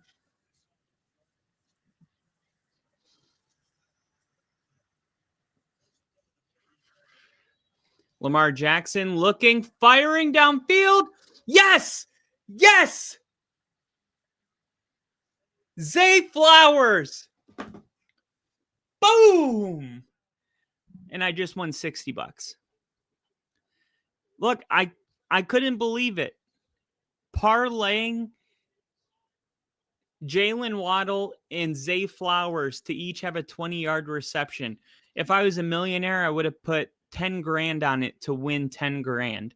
But unfortunately, I put 30 on it, but I won 30. That was an easy bet. 39-yard reception. And that was my... There's a flag. Rashad Bateman was holding defense. It's going to stand. It's going to stand.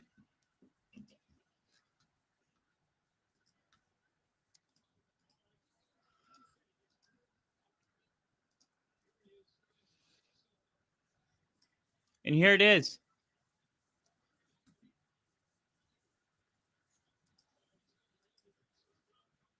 That was it.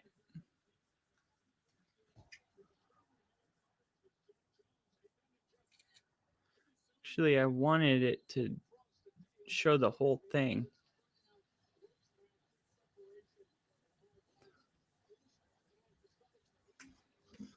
Let's see. Crowd is booing.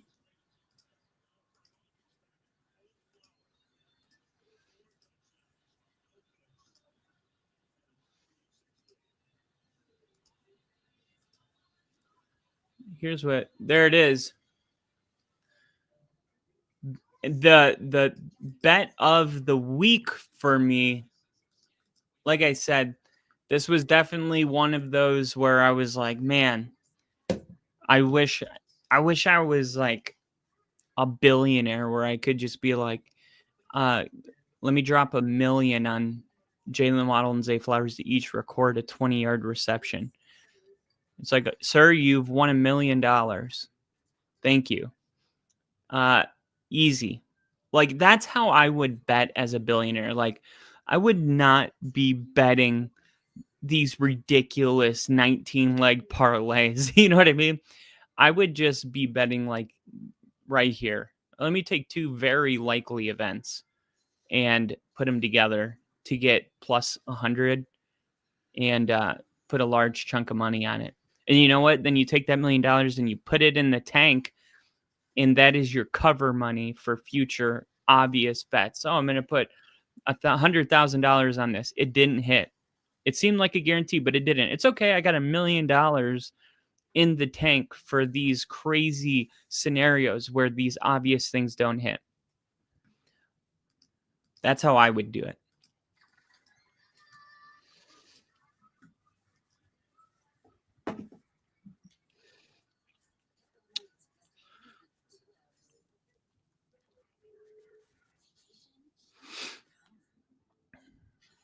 All right, let's see. Fantasy-wise, Lamar Jackson's now up to 36 fantasy points, projected 45 fantasy points.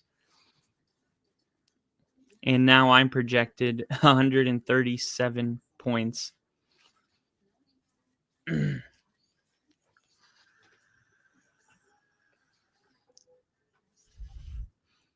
did Christian Watson do in his first game back? He had 12 points. He was only projected 3. He had 4 catches for 85 yards on 4 targets. 4 catches on 4 targets?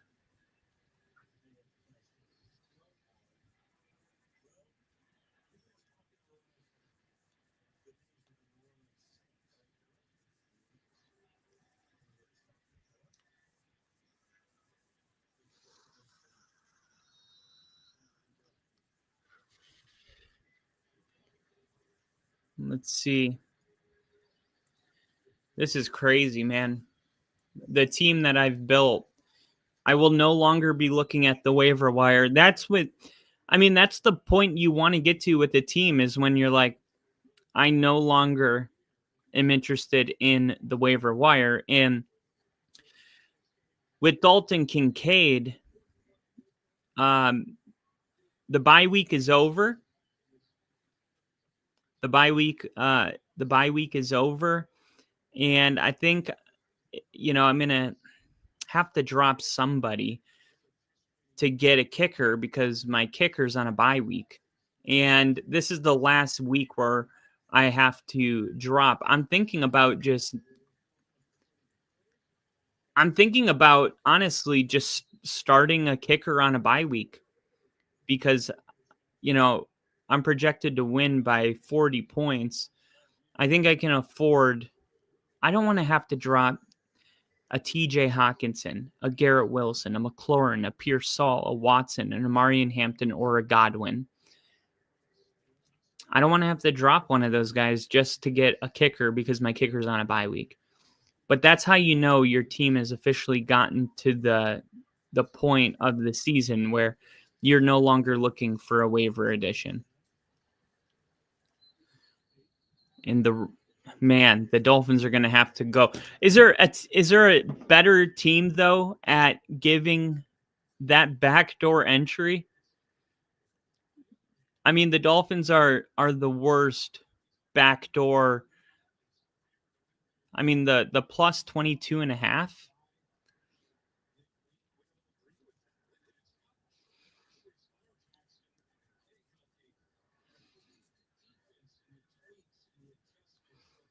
Jameson Williams.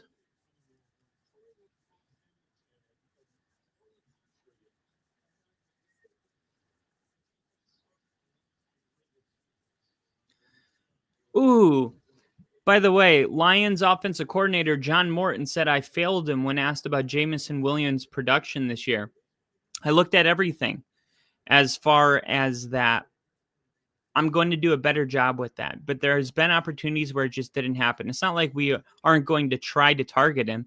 So that was the biggest thing. So I looked at everything and I failed him. That's what I told him. I have to do a better job with that. But it's a two-way street. He definitely looked at that, is the full quote from Morton. Morton gassed up Williams this offseason. It does seem like there's some room for Williams' opportunity to move beyond go routes in this offense. Perhaps that's something that will happen after the bye week. Either way, this is a squeaky wheel update for Williams. Now, Jameson Williams, Troy Franklin scored 2 touchdowns last week, 26 fantasy points.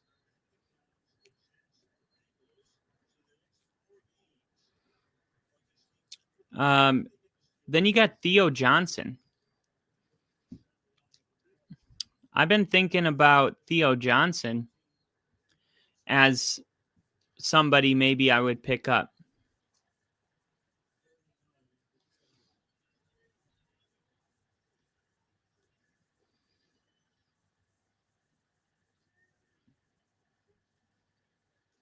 Here's Tua on 3rd and 9. Incomplete. Who was that? And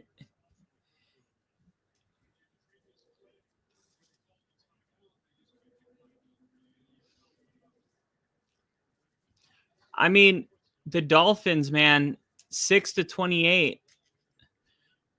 Is this a punt situation here?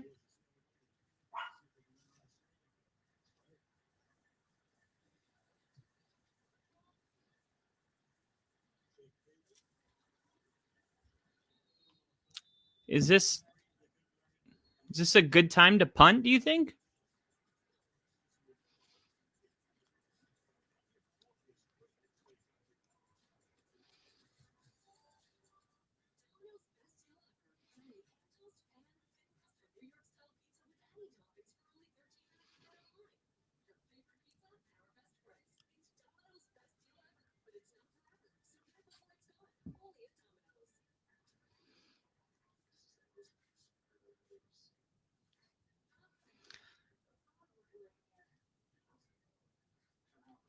Man, I just don't know what to do with let me see.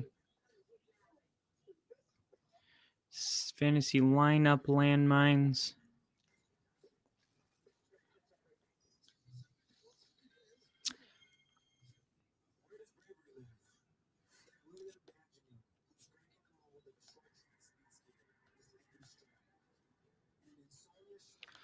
Let's see. Rankings for week 9. How is Mahomes number 1 fantasy ranking over Lamar Jackson against Miami? All right, tight ends. The number 1 tight end, Trey McBride, Tucker Kraft, Tyler Warren. Number 3, Brock Bowers at 4, George Kittle, Gadsden, Ferguson, Kelsey, Pitts, Laporta, then Dalton Kincaid. Zach Ertz, Colson Loveland, Theo Johnson, TJ Hawkinson all the way down to 19. Yeah, I feel like I'm just gonna go ahead and drop TJ Hawkinson for Joshua Cardi. Go ahead and plug in a kicker. There we go. Joshua Cardi. I'm projected almost 150 points now.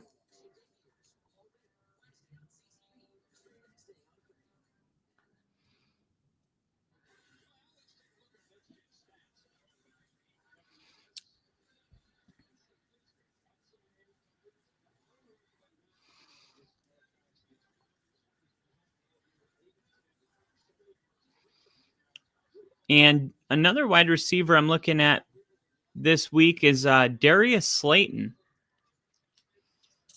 Darius Slayton.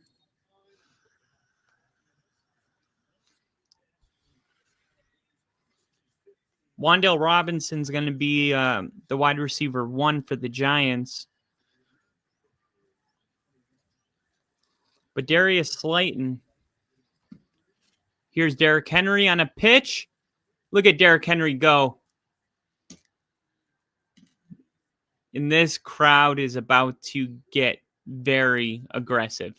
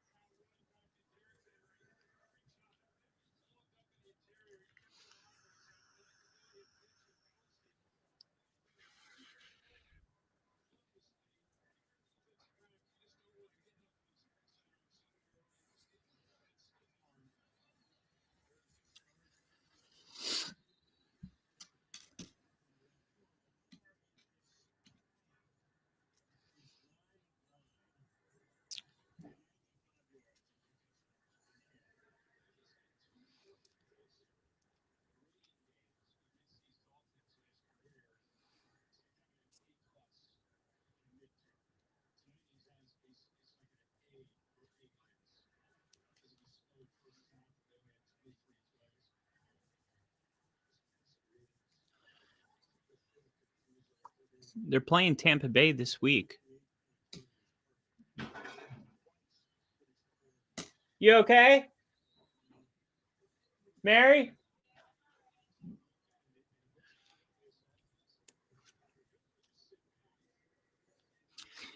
He had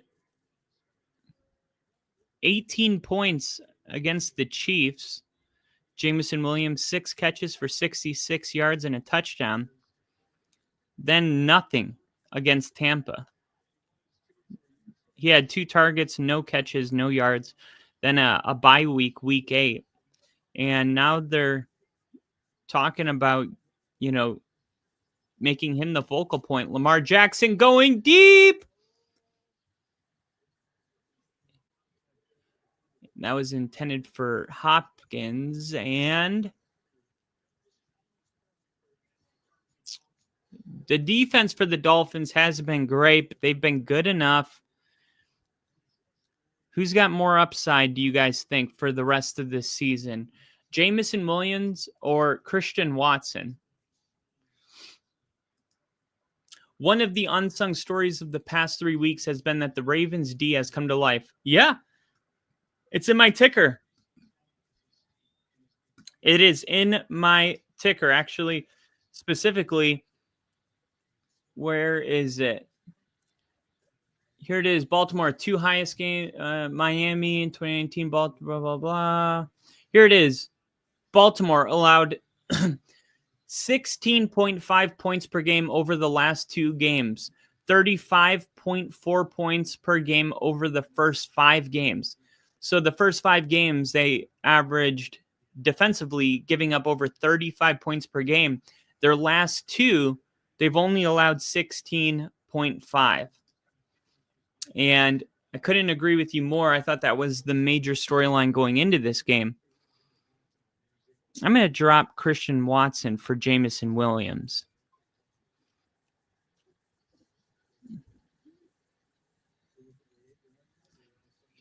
Here we go. Breaking a tackle. Washington. Stiff arm at the end. And we'll go take Jamison Williams. Darnell and Mooney going against New England. We'll put Jamison Williams in going against the Vikings. Now, has Detroit played Minnesota this year yet? They haven't. They play week 18 and this week.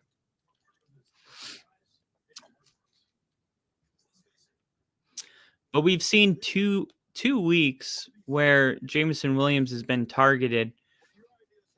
He was targeted 8 times against Cleveland. Only got 5 points, but I don't know. I'm starting to think maybe Jamison Williams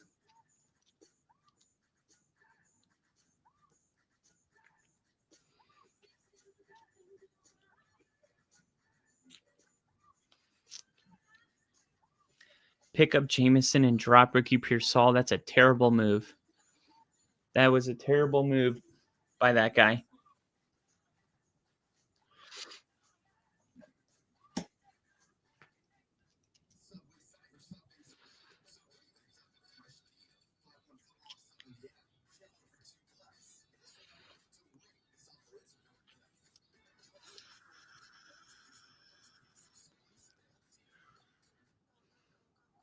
Let's see. Jameson Williams is ranked the 38th best wide receiver to start this week.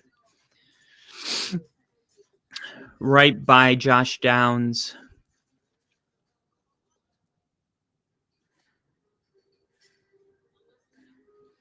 Yeah.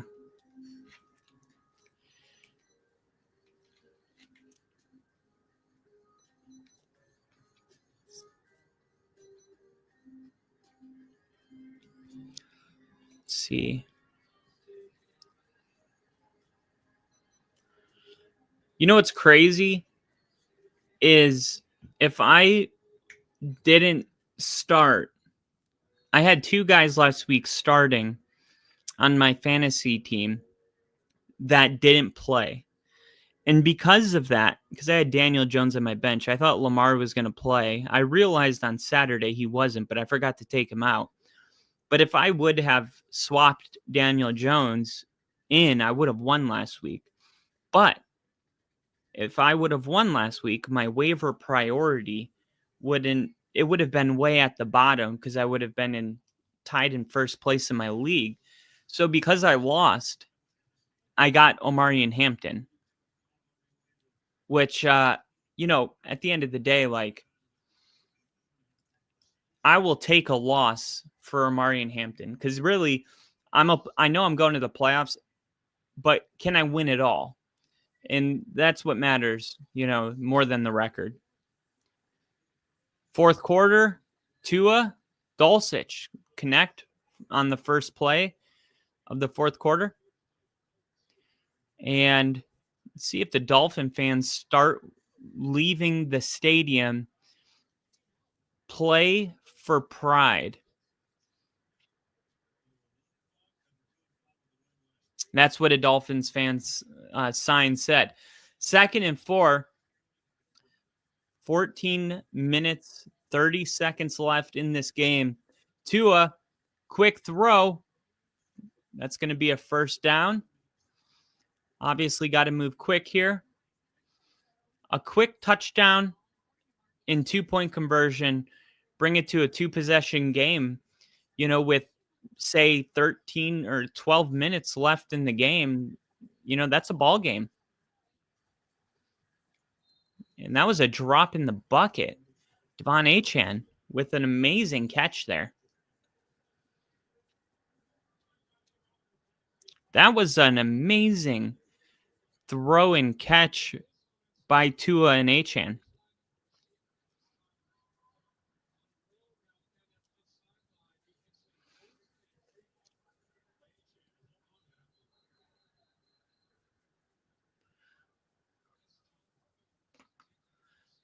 Harbaugh is going to challenge that.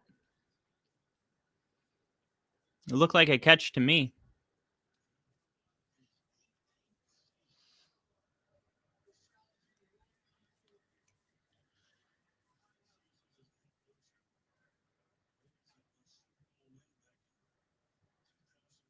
That's going to stand. If this gets reversed, this just goes into the category. I'm going to start keeping notes of dumb reverses. The Jamar Chase reception at the end of the first half on Thursday night against the Steelers. I'm going to keep a paper here. I'm going to call it dumb reverses. We got Jamar Chase.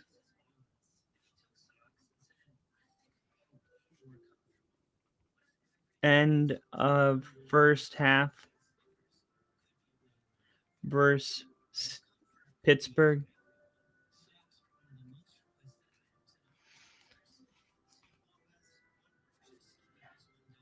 Pass.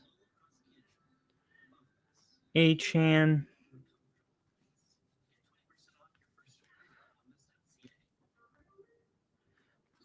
Was it thrown? Start of fourth.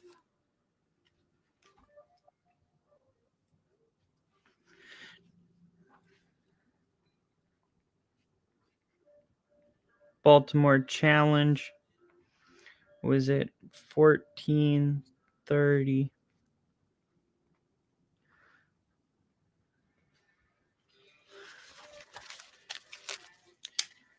Yeah, I want to make a collage at the end of the year of all the stupid plays that are just common sense, that they zoom in and they slow it down and they get lost in the technicalities and they just forget what a football play looks like. And we've seen a lot of reverses this year that are just like, hate that reverse, Look at this. Next week, Broncos, Raiders. Denver will be in their throwbacks, by the way. Let's go.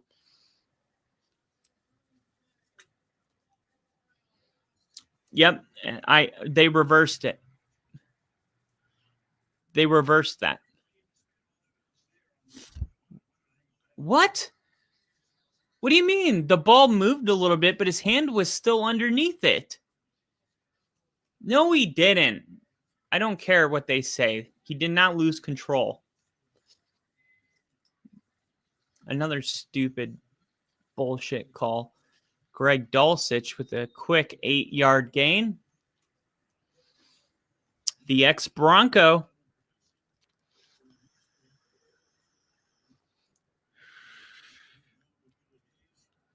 So now Achane, 67 rushing yards, 35 receiving yards. He would have had like 65 receiving yards if that last play would have stood.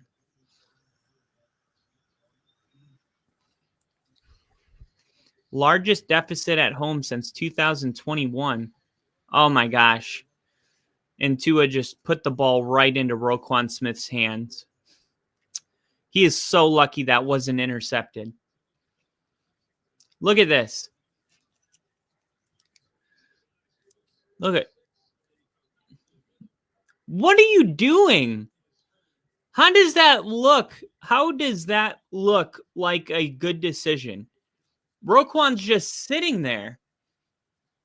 And you're not even trying to throw it over his head. Dolphins are just absolutely lucky. And let's see if they pitch it here. Quick throw. That's not holding or pass interference.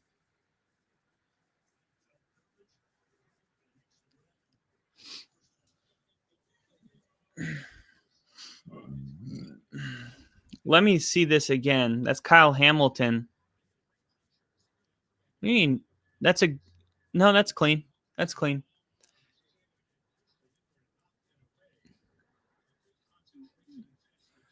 A little bit of luck. His arm did swing, but it was just the timing was there for the Dolphins. Here's an out, and that's caught. That's going to be Waddle. Let's see, Waddle now has 5 receptions. Dolphins going quick. Here's a blitz. Where are you throwing that?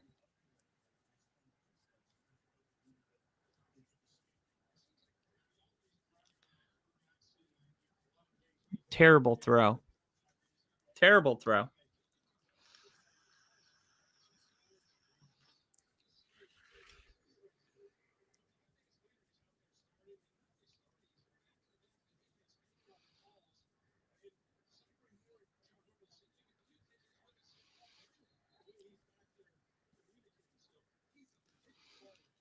I'm telling you, now there's intentional grounding. 10-yard penalty. I don't know why they say loss of down when the incompletion's already a loss of down. Like, they're not. It's second down. You throw in intentional grounding. It's always going to bring up third down. So why do they say loss of down? Unless it's going to be fourth down now and they're going to take away the next play. Why do they say loss of down? An incompletion is the loss of down already. You're not losing a down on top of that. Never understood the loss of down thing. In what world can you throw the ball into the ground and it remain that down? Tua looking, avoiding pressure, and then sliding on 3rd and 12. Why aren't you attempting a pass? Why are you okay with taking 2 yards and sliding down? You do all that work to roll out of the pocket. I mean, you're down 28-6. You're down 28-6. You do a great job of getting out of the pocket, but then it's like you're just going through the motions of looking downfield. You're not even trying to actually make a play. I would rather you throw a pick in the end zone trying to make a play. First down, and that's Waddle.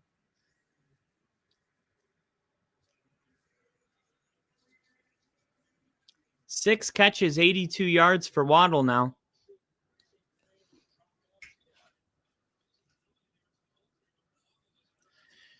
And Jinja said, because we got KC in the chat. Ladies and gentlemen, give it up for the one and only KC. Oh, and we got another flag.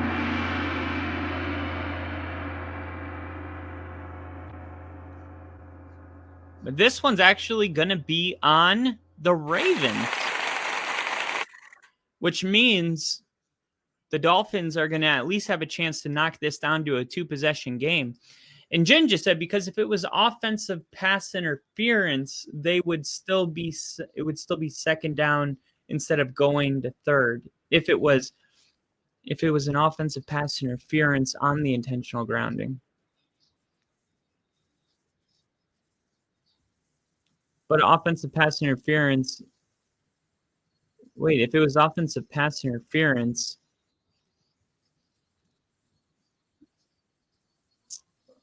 Oh my gosh, the Ravens get the turnover. Wait a minute, hold on.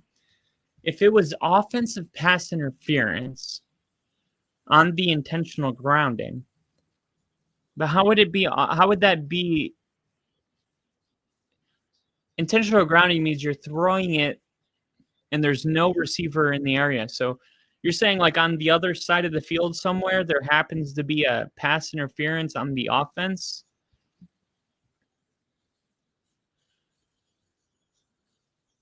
But either way, like the defense would have to decide, I guess, what penalty there would. How often does that happen where they have to include the loss of down in every intentional grounding because of. I still don't understand how an offensive pass interference would be called on the same play as an intentional grounding, but even if it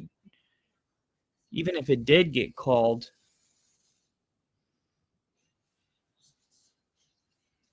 it'd be offensive pass interference. There's also intentional grounding. There's 2 fouls, both on the offense, offensive pass interference, intentional grounding. Intentional grounding. I don't know. I'm. And then Ginger said, no, just any penalty. It would second down.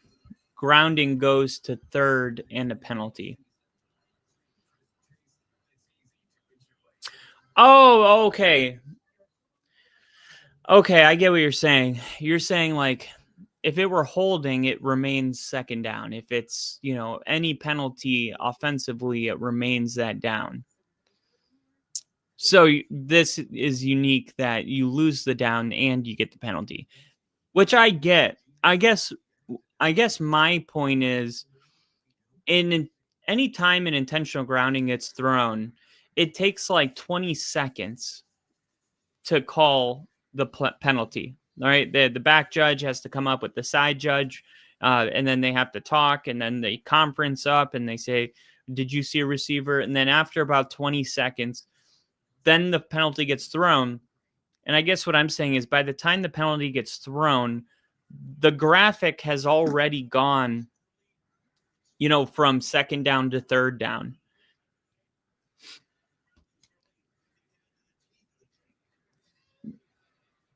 Yep, and I knew the Dolphins fans were going to start leaving if they didn't score on that drive.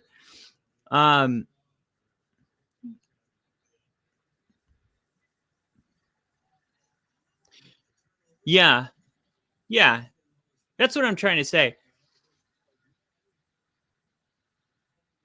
Because really the only time I feel like a ref should have to clarify is if productionally there's something that needs to be changed. Like, please put 13 seconds back on the clock.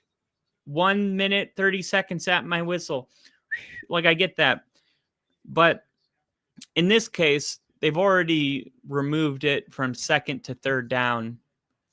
Now you're saying that they're going to take this penalty with a loss of down. it makes it seem like, okay, so you're taking away third down, and it's like, no, we're taking away second. And it's like second's already gone. So it seems a little redundant, but I understand what you're saying about the penalty, how regular offensive penalties, most of them you would stay on that down, if it's accepted by the defense. They decided to accept this penalty, replay for first down or whatever down it is. This one is non-replayable. So I guess that's, why they say it. But,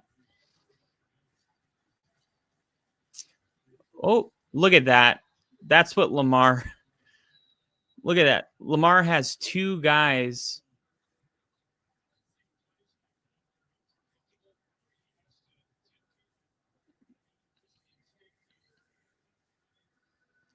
And I think Harbaugh just decided to put his second string quarterback in. Nope.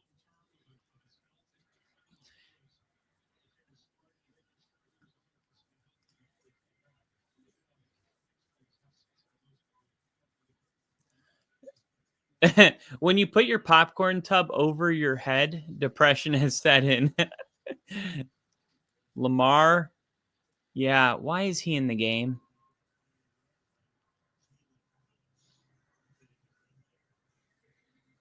Why are any starters in the game? I mean, I have him on my fantasy team, so.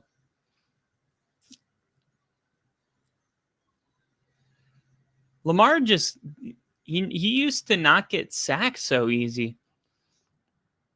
He was a hard guy to bring down. So the Ravens are going to move to 3-5. The Dolphins are going to go to 2-7. Mike McDaniel's going to get fired. Tua Tagovailoa's future is going to be in question. What the Dolphins decide to do next is going to be interesting because Tua and McDaniels have had their careers connected for the very beginning. Remember, Tua was bullied by Brian Flores, and then in came Mike McDaniels, who believed he could get Tua to play at a high level, and he did. He got Tua to a Pro Bowl. He had the Dolphins competing in the playoffs. They were a 10-plus win for multiple years. They won 10-plus games. And now they're coming off of a year where they missed the playoffs and then go into this year to be 2-7. It's looking like this is going to be the end of the road for Mike McDaniel. But what do you do with Tua, who has shown you what he's capable of?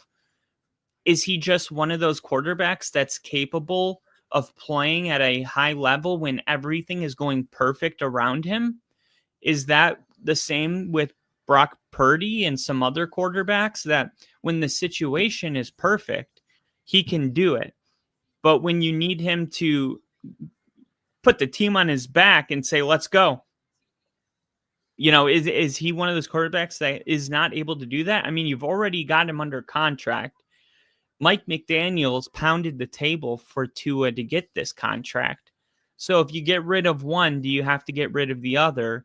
And I mean, do you do what the Denver Broncos did and just eat the $144 million of dead cap and say, we don't care, it's a really loaded quarterback draft and we're going to try to get our quarterback of the future? And if you do that, do you give Mike McDaniels an opportunity to pick his own quarterback? Because Mike McDaniels didn't pick Tua. He inherited Tua. So if you're going to fire Mike McDaniels and keep Tua, wouldn't that seem like the wrong order? Wouldn't it be you fire or get rid of Tua and keep Mike McDaniels, and then if he doesn't have success with his handpicked quarterback, you decide to cut ties with him? This is one of the reasons I actually love the Giants not parting ways with Brian Daboll at the end of last year. It didn't work out with Daniel Jones, which now looks like a major question mark. But remember, last year, Daniel Jones went on to the Minnesota Vikings, and Kevin O'Connell also got rid of Daniel Jones in favor of starting JJ McCarthy. So it's not like just Dable that did it. Multiple head coaches that we hold in high regard decided to part ways with Daniel Jones. But outside of that, I love that the Giants said, hey, we're going to give Brian Dable the opportunity to pound the table for the quarterback he wants.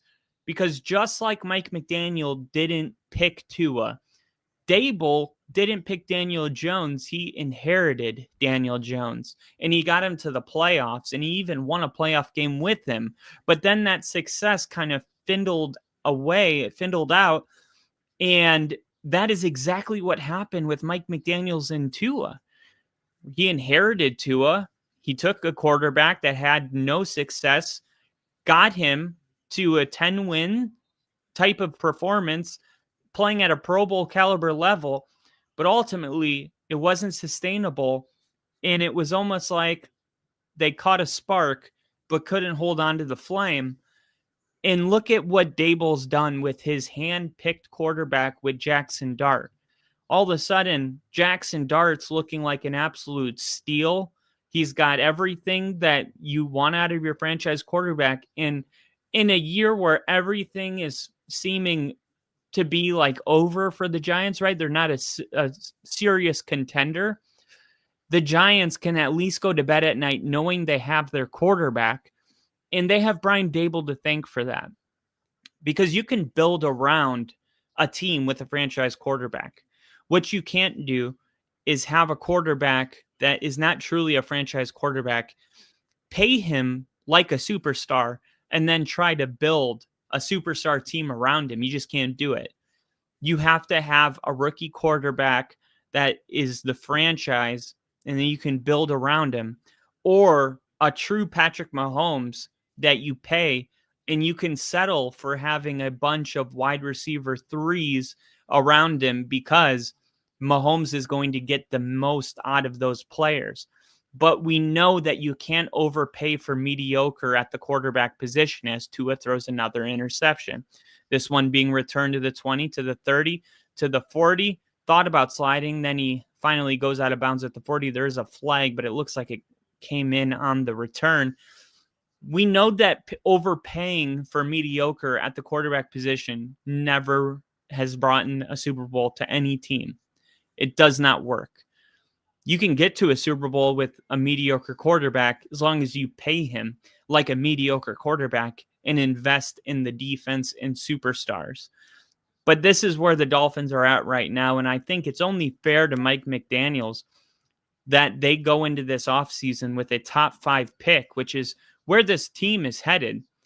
And they say, all right, Mike, pick your quarterback. All right, Tua's going to be the backup for whatever quarterback you pick. We can try to trade Tua if he has any value. We don't know. But we're okay with, just keeping him on the bench, because a rookie quarterback is going to be super cheap. And, we'll look at the numbers. If we can cut him now and save money by 2027, maybe they look at doing it.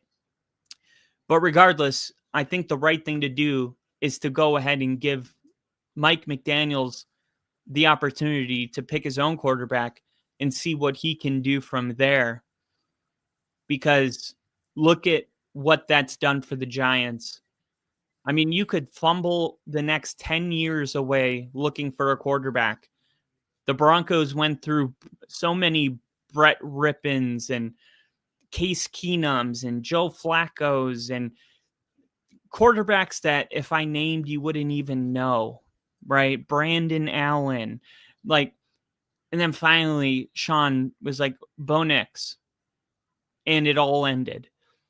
But this, if the Dolphins aren't careful, this is just the beginning of the next 10 years. So what is one more year of saying, hey, with all the stuff that we don't like about Mike McDaniels, right? His leadership in question, his ability to lead a team at the head coach position. The one things we know about McDaniels is that he's a great offensive coach when things, we've seen Mike McDaniels make this team a very high scoring offense, most yards, most points. And I know Dolphin fans right now, and as I say that, I got a lot of friends and family in Miami. This message just came in. Please have Tua and McDaniels watch football from the couch after this game. I just don't think that's the right move. I think it's got to be, hey, we've already, it's same thing with the quarterback position, right? Daniel Jones went out there against the Vikings on the road and he beat them. And like we saw Daniel Jones look like a superstar in that game. Shane Steichen was smart enough to go, hey, can I have the tape for the wild card round between the Giants and the Vikings? Take that son of a gun home, put it in, pour a glass of whiskey. He's sitting there watching this, rewinding it, watching it, rewinding it, going, hey, man, I don't know what's gone on the last couple of years, but this guy is capable at playing at a really high level. Look at this throw. Look at this throw. Look at the moment. I mean, this is a playoff game on the road in Minnesota. And he said, I want to see if we can get that version of him every single week. And now Daniel Jones is top 5 in MVP voting. And he should be 1 or 2. And I'll tell you, if it were Mahomes or Josh Allen operating the offense the way Daniel Jones is, Daniel Jones would be the front runner at minus 250 to win MVP. But hopefully there's somebody smart enough to look at how great this offense was operating when Mike McDaniel first got here and say, hey, what was going on here when Mike McDaniels had this team leading the NFL in yards per game? Is that guy still in there? And make that chance. Take the same chance Steichen took, but hopefully the Dolphins take it and don't just fire him. No, maybe he is worth firing. Maybe he picks his own guy and it doesn't work out, but it's a lot easier, I think, to give him 1 more year than to wander around in the jungle for the next 10 when you've already seen glimpses and sparks and seasons where Mike McDaniels has shown you that he can be considered one of the top coaches in this league.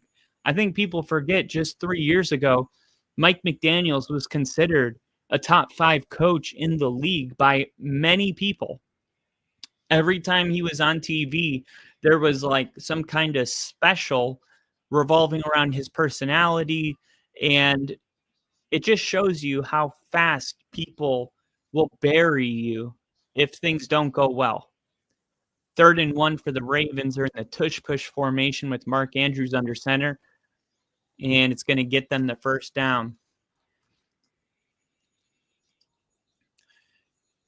Does Casey, I feel, Kyle, 100% true. No reason for Lamar or Tua to still be in the game. Yeah, that's funny because that's like true, but for 2 completely different reasons.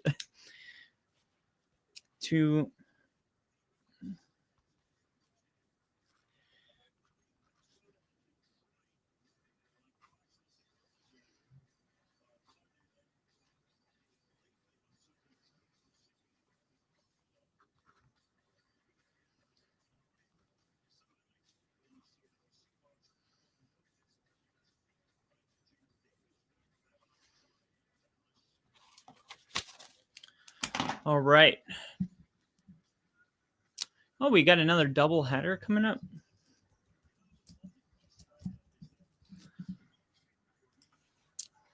All right. Now, Mike McDaniel's first year with the Dolphins was 2022, right? And Miami was 8th in yards per game, 357 yards per game. So let's go to 2023. Miami was 3rd in the NFL. Detroit, who was a juggernaut right? 2023 was when Detroit was up, what was it, 23-7, something like that, at the end of the first half against the 49ers in the NFC Championship game. And Detroit put together their worst second half of the year. Remember, Detroit was running everybody over. And yet Miami averaged the exact same amount of yards as that Detroit Lions team, and only 2 less than number 1, San Francisco. San Francisco in 2023 had 396 yards per game. Detroit and Miami had 394 yards per game. All right. And I all I'm saying is San Francisco had Kyle Shanahan that year.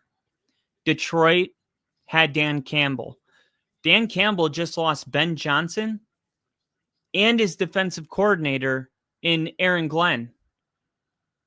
And not a thing changed, which tells you that he is not a product of great coordinators. Dan Campbell is the real deal. But those are the only 2 head coaches that did what he did that year. Those 3 teams were in a league of their own. Kyle Shanahan is still with the Niners. Dan Campbell is still with the Lions and will be for the foreseeable future.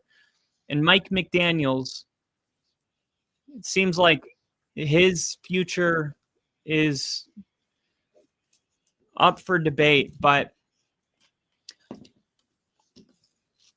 let's look at points per game. All right. In 2023, Miami was 3rd in the NFL points per game. The 49ers had 0.7, not even a full point more per game. The Niners would go on to the Super Bowl. Dallas was ranked 1st with 30 points per game. And that was the year where Dak Prescott came in 2nd place for MVP voting. But, I mean, let's just take a look at the top, let's do the top 9 teams in 2023, okay? Green Bay had Matt LaFleur. I find it interesting, too, that number 9 only had 23 points per game. 23 points per game was number 9, number 8. This year, 23 points per game takes you to 16th. It's literally mediocre. The middle, 23 points per game takes you to 16th in 2025 because there's just way better scoring. I mean, Denver's 10th in the NFL in points, and they have 26 points per game. So anyway, in 2023, it was much fewer points scored. So the Rams were 9th with 23.7. The Packers were 8th with 23.8. The Eagles were 7th with 24.6. Buffalo was 6th with 26.6. Detroit was 5th, 27.4. Baltimore was 4th, 27.7. Miami was 3rd, 27.9. Then the 49ers at 28.6 and the Cowboys at 30.1. So out of that group, the 49ers still have Kyle Shanahan. All right. The Ravens still have John Harbaugh. Detroit has Dan Campbell. Sean McDermott with Buffalo. The frickin' Eagles still have Nick Sirianni. The Packers still have LaFleur. The Rams still have McVay. And that's it. The only coach in this group that would be gone is Mike McCarthy with Dallas and Mike McDaniels with the Dolphins. And what do those teams have in common? What do those two teams have in common? Well, in 2023, when it comes to defense, remember Mike McCarthy wasn't fired in 2023. He was fired in 2024. But let's take a look. Defensively, Miami was 11th in yards allowed per game. Dallas was 7th. 11th and 7th. No wonder none of those coaches were fired. But let's go to 2024, shall we? Let's see how those defenses did, because Dallas would ultimately fire McCarthy after the 2024 season. And look at that. Dallas, 355 yards allowed, 28th in the NFL. And let me remind you, I was against the Mike McCarthy firing from the jump. I could not believe that they would even entertain firing a head coach that lost his franchise quarterback. This is not just a kind of big deal. We're talking about a quarterback that came in second place in MVP voting, and now he's gone.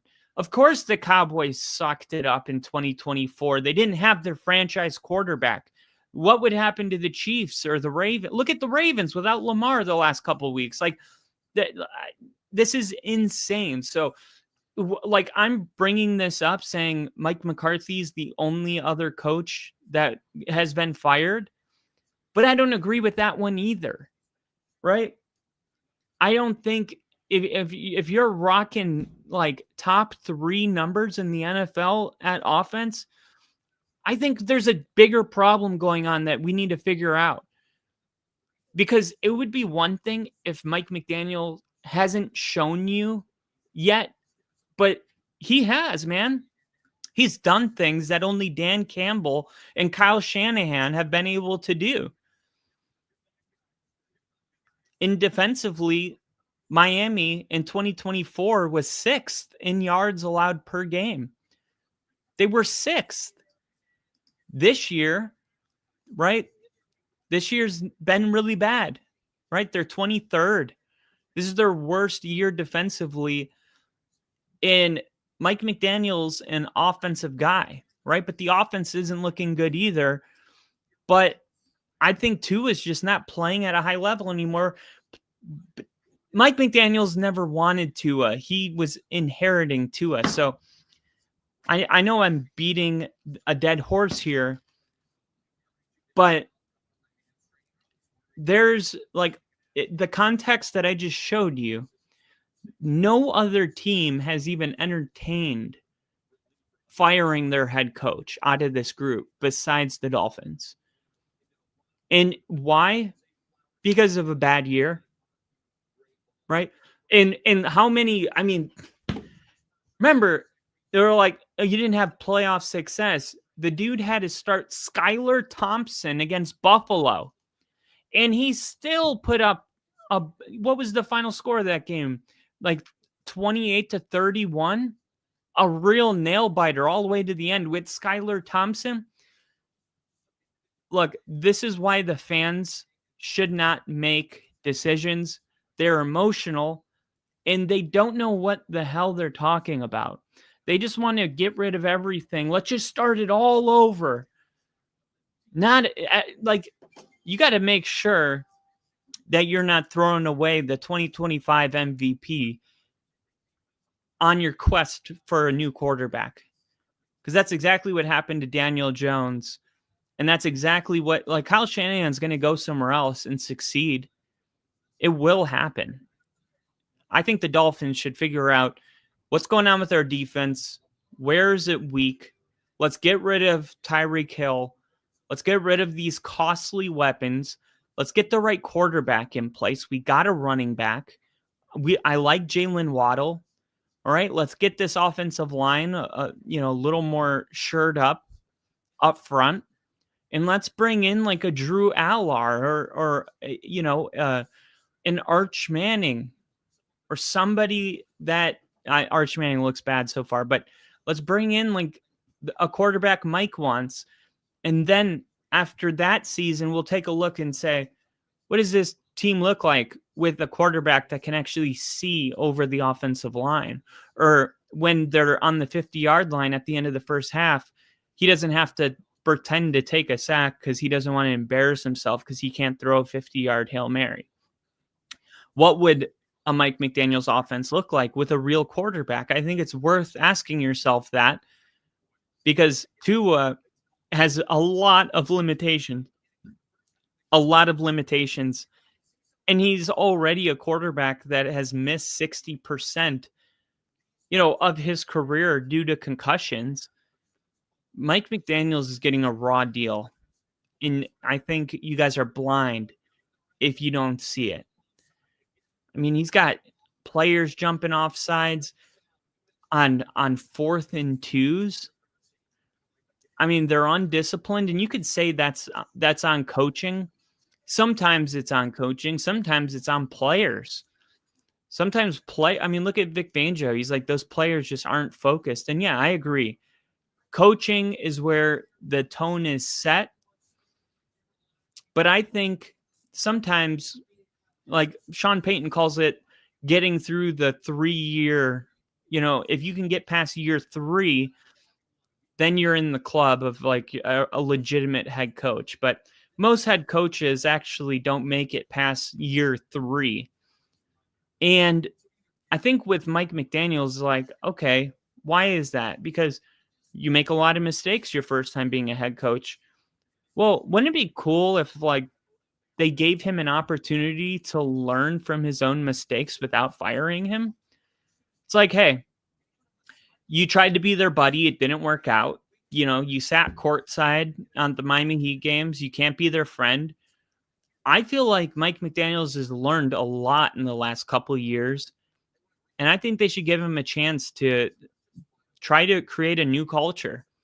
And I'm not a strong believer that you can even do that with the same players. So let him get rid of the players that can adapt, the ones that won't forget how Mike used to be when they were buddies.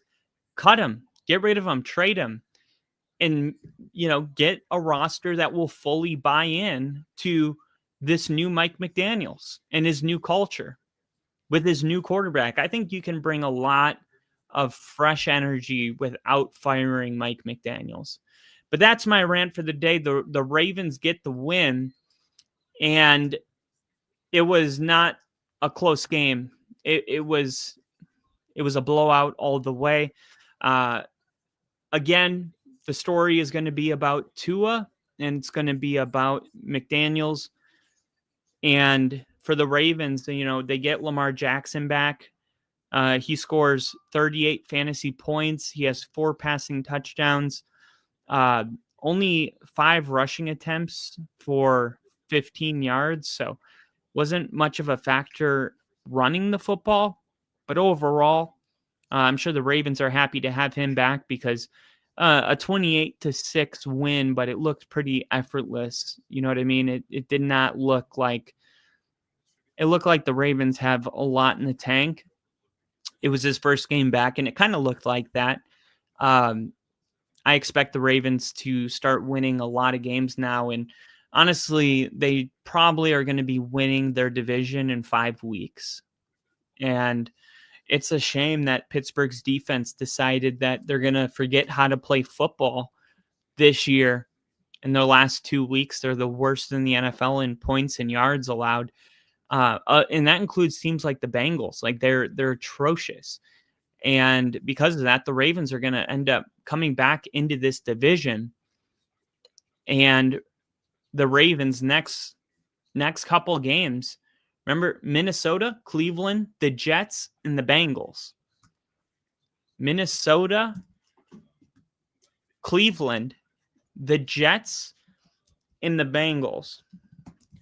Meanwhile, on the other side, the Steelers are playing the Colts, the Chargers, the Bengals, the Bears, the Bills, and the Ravens. I mean, look, this is a lot harder for the Steelers to maintain first place than it will be for the Ravens to take it down, 2 games. Now down I guess 1.5 games because the Steelers haven't played yet. But I think the consensus is that the Steelers are going to lose to the Colts, and they're probably going to lose on Sunday night to the Chargers the week after. And as long as the Ravens can take care of business against Minnesota next week, I mean, they're going to be all tied up. And then it's going to be Ravens against the Browns, and then the Steelers against the Bengals. They'll probably be knotted up again, but then the Ravens play the Jets, the Steelers play the Bears. If the Steelers win, then they'll stay knotted up. That'll be a true toss-up. If not, the Ravens will have a 1-game lead. But best case scenario, they stay knotted up, and then November 30th, the Bills and Steelers play, and the Ravens play the Bengals again. And that's when, the Ravens will officially take a 1-game lead over the Steelers. And then the following week, it's Steelers-Ravens. So this one's going to come down to, December, which is exciting and fun. But if you're a Ravens fan, it's amazing that you can go 1-6 and we can talk about winning that division just a couple of weeks later. It's truly impressive. So that's what I got for today. Thank you guys for watching. Please hit the like sub button. Jinja, real active in the chat. We had KC in here. We had Hat on Fire. We had Crafty. We had Little E. We had Nick in the beginning. We also rated the Windy City Breeze today, and they were nice enough to promote our channel for a solid 25 minutes or so. It was a long time that they had our little profile up there. So that was thanks to you guys for the raid. So thank you guys for watching. I'll have some more content coming up later or tomorrow or later today. So stay tuned for that. And as always, as Jinja said, this one is for Bill, and everyone after that will be as well. So thank you guys, and I'll see you on the next stream.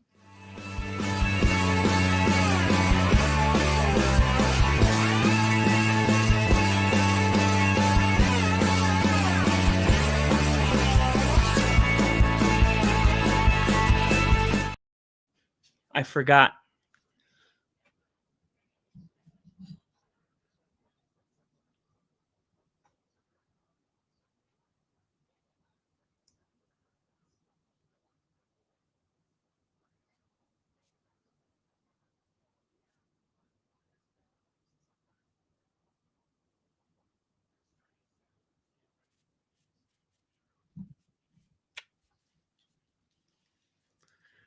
Okay, now you guys have a good night.